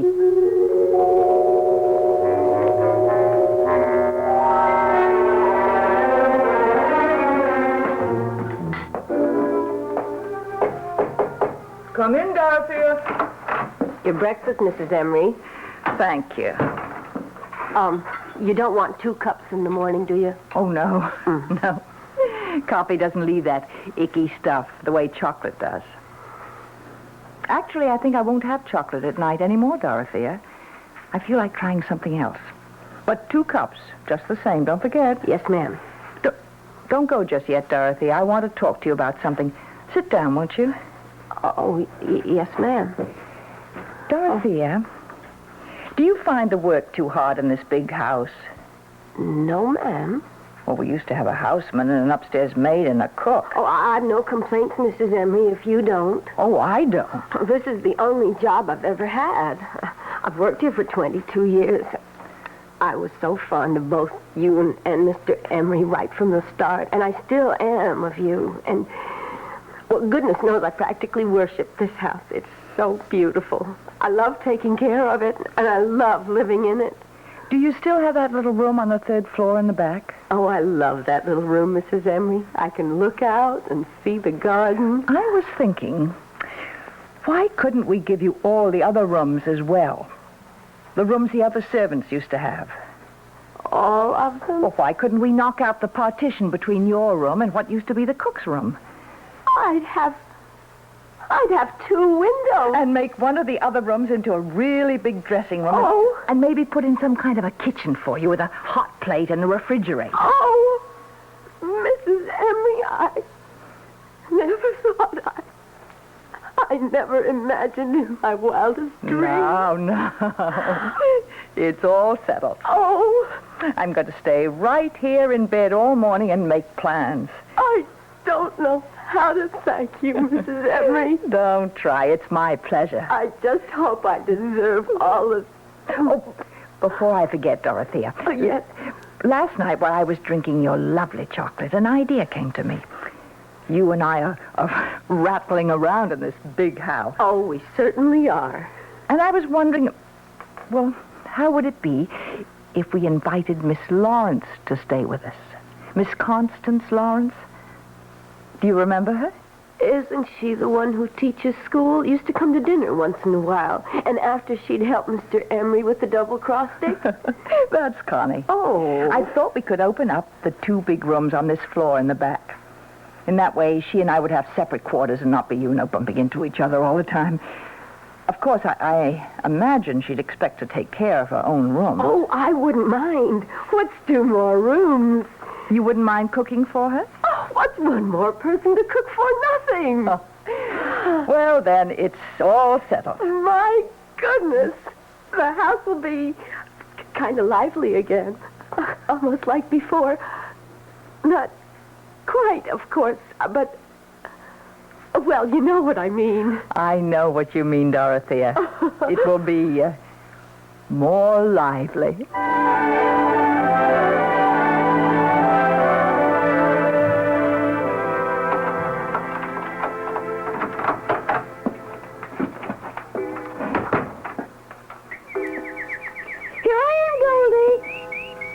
My coat off, will you? Then I'll scratch your head for you. Oh, dear. You're just going to have to wait. I'm sorry, Goldie. Hello? Connie, this is Alice Emery. Alice, how are you? Long time no see. Well, I don't get out a great deal. Maybe we could have dinner some evening. Would you like to come here? Well, I thought you might like to come here. Well, if you'd rather. Heaven knows your dinners are better than mine. Connie, here for good. I mean to live. To live? To live with you? Why not? We've known each other practically all our lives, and I've got this huge house. I've got Dorothea to look after us. You could have your own quarters overlooking the garden. We live quite independently since I'm in the front, and you're at school till 3, and by the time you get home, I'll be at the community chest. We'll just meet for dinner. Maybe have a little nip together first. Oh, Connie, say you will. Oh, Alice, I don't know. I've lived here for so long. That tiny little place? High time you got out of it. But I'm used to it. And then there's Goldie. You know, my canary. Bring Goldie with you. We'll find a nice sunny window. Alice, it's all very tempting, but I don't know. Think about having 2 big rooms and vegetables out of the garden and being waited on. And Connie, think of the money you'll save. Well, yes, but all the same. You've just got to say yes, Connie. Take the afternoon to think about it and call me back. I will, Alice. I'll call you soon. Fine. Bye. Bye, Alice. Oh, dear. It all sounds so luxurious. 2 rooms and fresh vegetables. And someone to cook for me. But I can't leave this little place. I can't give up my afternoons. Why, I couldn't live without my afternoons. I know this place is small and dark and furniture is dingy and the bathroom is old-fashioned. But we've never minded, have we, dearest? Have we? It's a very small place, Connie. But if I move into Alice's house, I might lose you forever. You might never come to visit me again, and all my lovely afternoons would be really over. You're not to worry, Connie. You mean we can go on as we always have? Only we'll have more room. Well, if you say so. Trust me, Connie. Oh, I do trust you, Charlie. Haven't I always trusted you? All these years.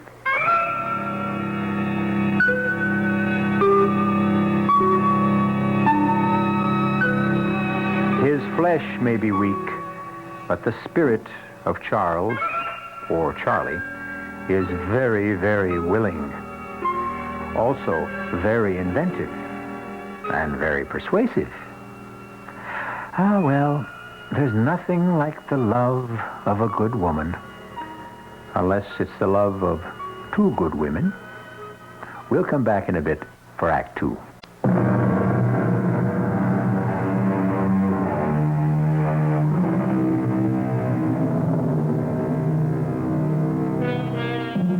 Now we come back to our story.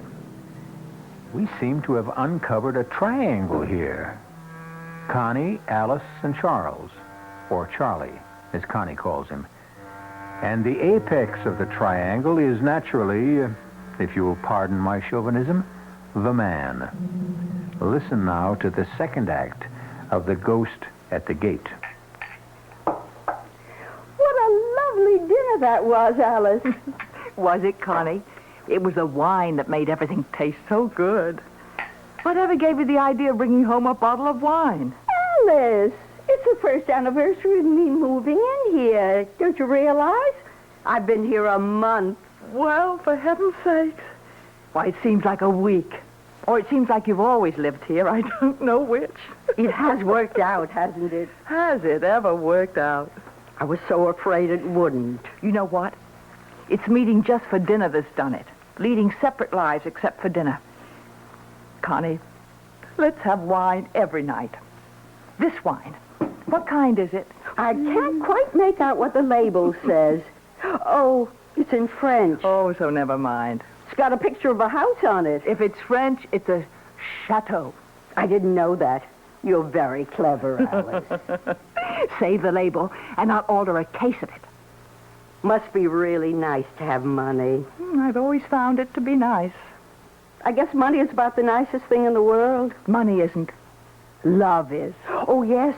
First comes love. Friends come second, then money. How about friends who have money? Oh, Connie, you're very witty tonight. So are you, Alice. Witty and profound.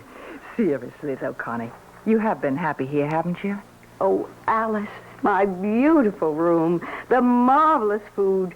Having Dorothea to make my bed and clean up, it's heavenly. You're stuck with me. Oh, I am so glad, Connie. You can't imagine how glad. Is there any more of that wine? More than half a bottle. Oh, good. Let's... Mrs. Emery? What? Oh, Dorothea. What is it? It's after 9 o'clock, Mrs. Emery. You don't say. I was wondering, should I bring your clear consomme upstairs to you? What clear consomme? Well, Mrs. Emery, we talked about it last night. Remember when you decided to give up the chocolate, and then we tried apple juice and prune juice and lemonade, and last night you said clear consomme because it has a nice aroma? Well, I did say that, didn't I? Uh-huh. What time did you say it was? 9:15. My goodness. What's the matter, Alice? It's past time. Past my bedtime. You want the consomme? Oh, to heck with the consomme. I'll take the wine. You don't mind, do you, Connie? Why, no, Alice. Oh, let me have your glass, too, all right? Sure, Alice. I've got my glass, Connie. Forgive me for eating and running. Alice, it's your house. I simply didn't realize the time. 9:15. Heavens. She'd better not drink any more of that wine. She's not used to it. Neither am I. Only tonight we were celebrating my being here a month. Mm. Why did you want 2 glasses, Dorothea? Oh, she always wants 2. 2 cups, 2 bowls, 2 glasses. One of her little ways. But tonight she took my glass. Do you suppose she wants me to join her? I wouldn't know, Miss Lawrence. Maybe. Maybe she's always expected me to join her after dinner, only she didn't want to suggest it. When I moved in here, we agreed that we'd lead absolutely independent lives, not get in each other's way. We've been very careful about that, going to our separate rooms after dinner. Maybe all this time she was hoping I'd stop by her room on my way to my room, and I never noticed Dorothea. That must be it. I wouldn't really know. I never guessed. Oh, how self-centered, how insensitive. I'll never forgive myself. I'm going up there right now and apologize. Can I clear the table now? Do whatever you like. She's got to forgive me. That's all there is to it. Dear, sweet, generous Alice. She'll understand. She'll know I didn't mean to hurt her feelings. Alice, may I come in? Come on, darling, have some wine. Alice? Connie and I had it for dinner, and we just loved it. Try it, Charles. Charles? Not at all bad. Nice bouquet. Charlie! Charlie! Where did you come from, Connie? You never told me. How could you, Charlie? Charlie? Just give me a moment and I'll explain everything. But I need a moment to think. Then I'll explain.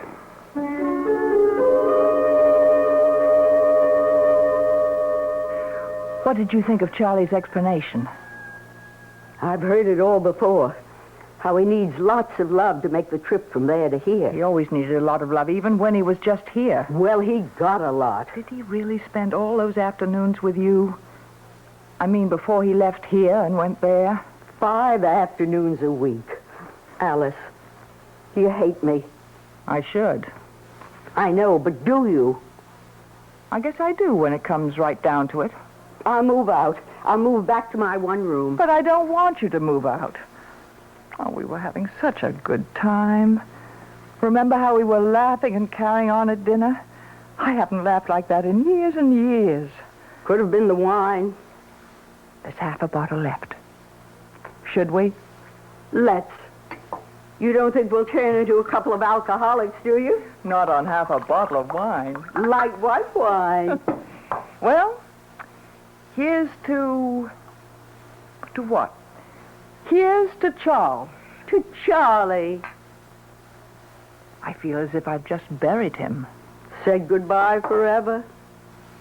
Did he really come to see you 5 afternoons a week, Connie? At 3 o'clock. You see, my school and his bank let out at the same time. It was practically inevitable. Charlie was a no-good man. He still is. Only now he's a no-good ghost. Oh, Alice. There's enough wine left for a glass apiece. Fill her up. Hold out your glass. All that guff about needing to be loved and wanted or he couldn't make the trip. Remember what we were saying at dinner, Connie, about love being the most important thing? I've always believed that. And friends being the second most important thing? Especially friends like you, Alice. And like you, Connie. I feel closer to you right now than I've ever felt to anybody. My mother, my father, my canary. We've been through a lot, Connie. Just in the last half hour. And yet we're still friends. Isn't that amazing? Truly remarkable. It must mean something. Something very profound. Like what? Like there are times in a person's life when love isn't the most important thing. Friends are. A friend is. Yes. Stupid ghost. Silly, pompous ghost. You believe in ghosts? Certainly not. Neither do I. Never have. Except Charlie, of course. Why should Charlie be an exception? He is for you too, Alice. You know he is. Tell me something. Why do you believe in him? Because... Why? I want to. That's why I believe in him, too. Is that wrong? Not wrong, but you've got to stop, and I've got to stop. We can't have him visiting you in the back of the house from 3 to 6, and then coming to see me in the front of the house from 9 to 12. Now that we know, it wouldn't be nice. Well, we couldn't be friends anymore. Oh, Alice. But if we don't believe in him, if we don't desire him, then he'll have to go back there and stay there. He won't be able to come here anymore. He can't make the trip. Connie, can you do it? Stop wanting him? Yes. Of course I can. Why, I'm having a wonderful time. I don't need him. Neither do I. We'll be better off without him. We'll be free, Connie. Liberated women. Let's drink to that. Right you are. Bottoms up.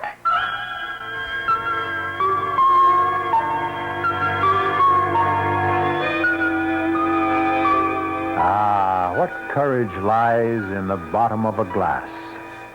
Courage for the shy, the lonely, the frightened, the frustrated, and for the 2 elderly ladies determined to forget a ghost. We'll return shortly with Act 3.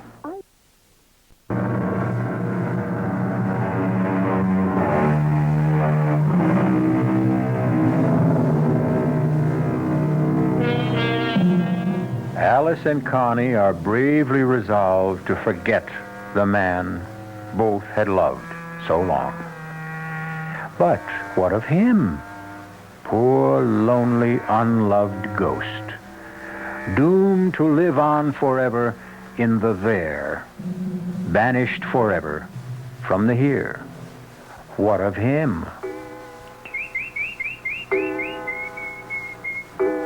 Connie.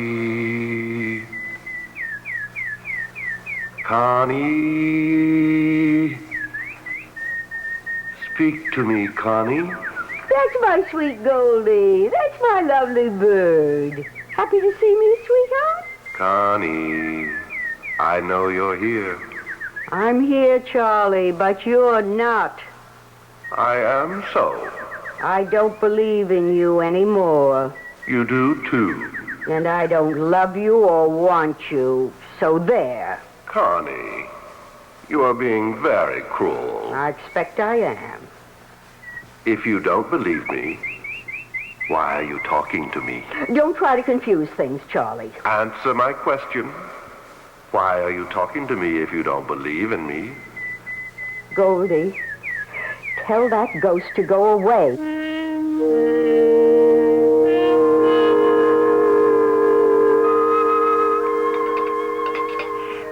How did it go today, Connie?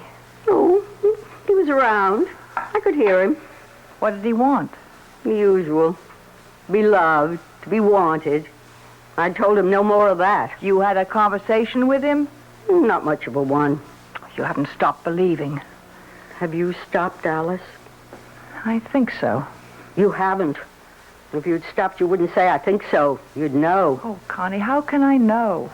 Mrs. Emery, What is it, Dorothea? do you want clear consomme in your room tonight or what? Nothing. Not anything? Not a thing. Oh, well, all right. I had it all ready, but... That ought to show him, don't you think, Connie?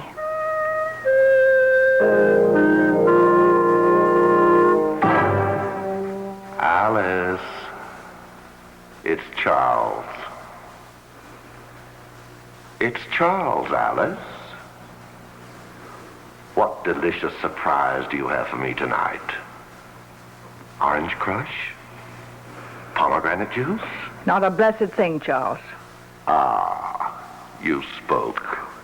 I didn't mean to. But you did. How beautiful to hear your voice. Don't tell me that old malarkey, Charles. Malarkey? I never thought I'd hear my wife use a word like that. I'm not your wife. I'm your widow. And I'm using a lot of words I never used before. Alice, say you love me still. I can't make the trip unless you love me. I loved you for 35 years. Alice, I'm facing eternity. What's 35 years? Maybe not much there where you are. But it's a long time here. Now I'm going to turn off the light and go to sleep.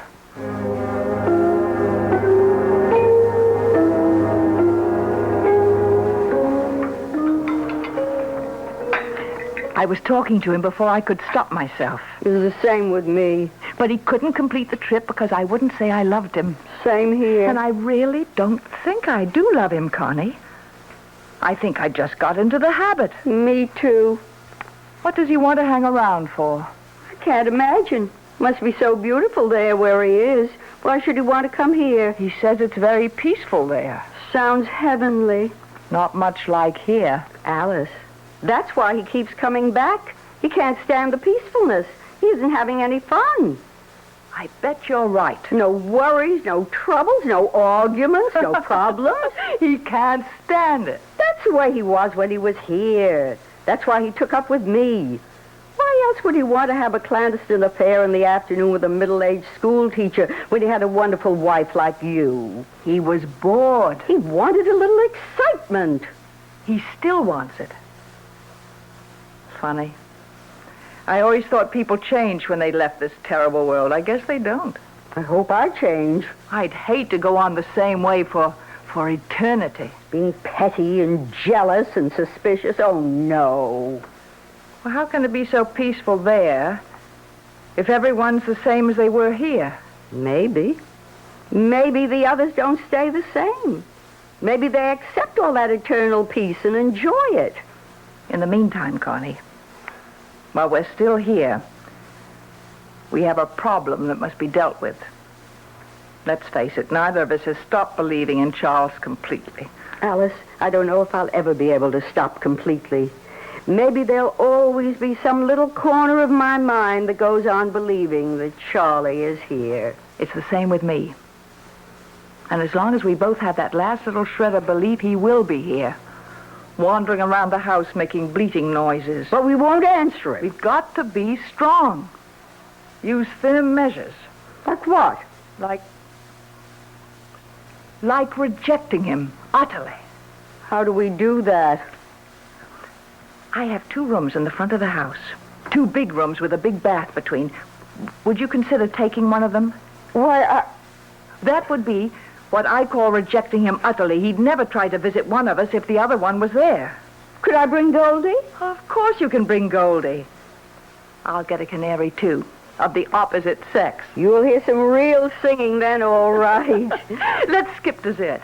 Let's go upstairs now and look at the room, and you can decide what furniture you want to keep and which you want to get rid of. It's all terribly exciting. Oh, Alice, I don't want to be dead for a long time.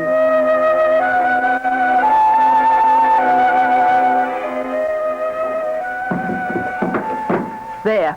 The desk between the windows and the chair here. We'll take out the love seat. And that'll leave room for the bed. What do you think, Connie? I think it's perfect. Now, what color do you want the walls painted? Blue. Blue? Really? I'd have thought with your dark hair you'd have wanted pink or yellow. Blue's such a nice background for Goldie. I'll tell you a secret, Alice. My hair is dyed this color. Alice. Alice. Listen to him. He sounds miserable. I expect he is. You really dye your hair, Connie? Do it myself. Want me to? I'll show you how. I wonder why I ever let myself go gray. You'd look lovely, sort of a pale ash blonde. Pale ash blonde. I like the sound of that. Connie. Connie. Where are you, my darling? Poor old thing. Don't you give in. Oh, I won't. I won't. Be strong. Oh, I will. I swear. Connie. Now, you said blue for the walls. Now, what shade of blue? Aquamarine, turquoise, robin's egg? Turquoise. Good. And we'll put white crisscross curtains at the windows. With turquoise tie-backs. Right. And we'll get a turquoise and white spread for the bed. Beautiful. Could I possibly have a white rug? A white shag rug. Why not? Alice. Connie. Somebody.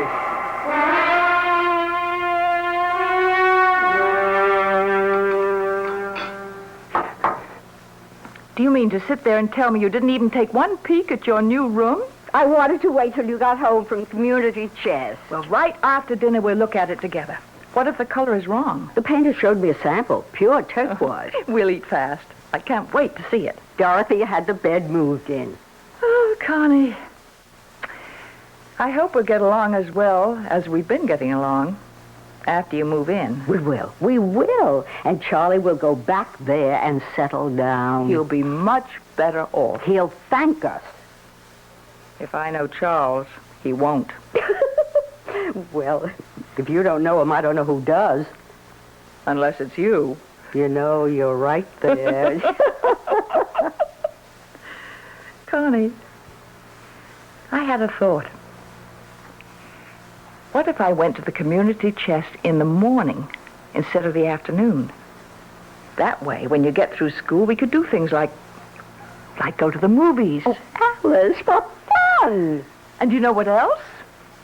Weekends, we could take a train into the city and see a play. Or a concert. Or go to a museum. Oh, Alice! All those things I've been wanting to do, only I didn't want to do them alone. And you know what else? You mean there's more? Well, you have that 2 months off in the summer. We could go to Europe. Europe? I'll pay, of course. Now, don't argue. I'm your rich friend, so I'll pay. Alice, say it again. We're doing the right thing by Charlie, aren't we? Charles must stop being a ghost and settle down. And be happy. He will be happy, won't he? Charles will be happy there in whatever way they are happy there. Just as we will be happy here. I dare say the ways are different, but to each his own. Isn't that the expression? Oh, Alice, you do have a way of making everything sound simple. It is simple. If you stare the facts in the face and don't waver. I hope we're not being selfish. We're being realistic, that's all. Sometimes realistic and selfish look like the same thing, but they're not. Finished your coffee? Uh-huh. Then guess what we're going to do? Go look at my new room. Yes, only wait a minute. Dorothea! I simply can't wait to see it. Yes, Mrs. Emery. You know that case of French wine I ordered? Did it come? The one with the picture of the chateau on the label. It came last week. Well, will you uncork a bottle and bring it upstairs to my suite? To our suite. Oh, Alice. And 2 glasses. Yes, Mrs. Emery. Connie, you and I are going to drink to a brand new life. 3 new lives. Yours, mine, and his. Come along.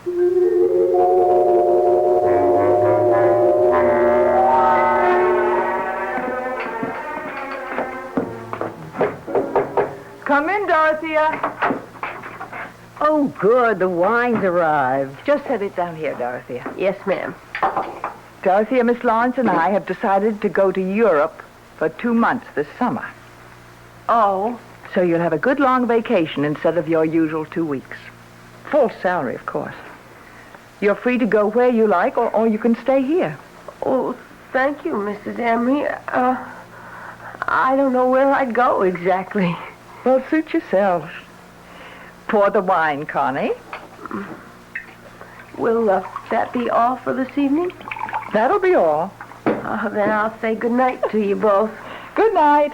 Sleep well, Dorothea. Thank you. 2 whole months. They'll be gone 2 whole months. What'll I do with myself? Dorothea? Where would I go? Dorothea? What would I do if I stayed here in an empty house? Dorothea, can't you hear me? I'd be all by myself. No, you wouldn't. No, you wouldn't. If there were just somebody... There is. There is. If you'd only listen. Somebody like him. There is me, Dorothea. Oh, Dorothea, hear me. But he's gone. Believe in me. Never to return. Love me. Want me. And I loved him so. Dorothea, listen. And I still do. Oh, I love him still. Dorothea, look at me. Why, Mr. Emery. I thought you'd never notice. Have you been here long? Not too long. I'm so surprised. I thought I'd never see you again. Ever. Well, now you do. It's like a miracle had been performed. A lot of good hard work is more like it. I've never forgotten you. Really? Well, I know it was just that one weekend when Mrs. Emery went to her 25th college reunion, but I've never forgotten. That was quite some time ago. I was younger then, of course. You haven't changed, Dorothea. Not an iota. Oh. Still fresh, and plump, and adorable. Oh, you mean that? I've never met anything so much in my life. Or since. Dorothea, could you love me? Oh, but I do love you, Mr. Emery. You do? I've never loved anyone else. Not since that weekend. You came up to my room on the 3rd floor, don't you remember? That tiny little room. Yes, I do remember. Oh, you're going to be around for a while? For a long while, Dorothea. Practically indefinitely. Will you be here this summer? This summer, and this fall, and all next winter and next year. For as long as you want me, Dorothea. Oh. Come on. Let's go up to the 3rd floor. Mr. Emery, could I ask you something first? Anything, Dorothea. Anything. Do you mind if I call you Chuck? Of course I don't mind. Then come on, Chuck. Follow me. I'm right behind you, Dottie. Right behind you.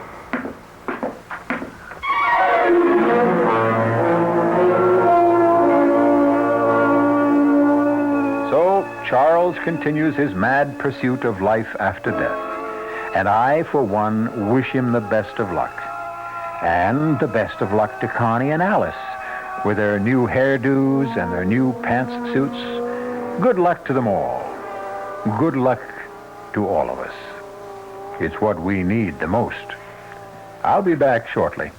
Our cast included Beatrice Straight, Paula Truman, Joan Loring, and John Barragray. The entire production was under the direction of Hyman Brown. Radio Mystery Theater was sponsored in part by new sugar-free diet 7-Up, Sign-Off, the Sinus Medicines, and Buick Motor Division. This is E.G. Marshall inviting you to return to our Mystery Theater for another adventure in the macabre. Until next time, pleasant dreams.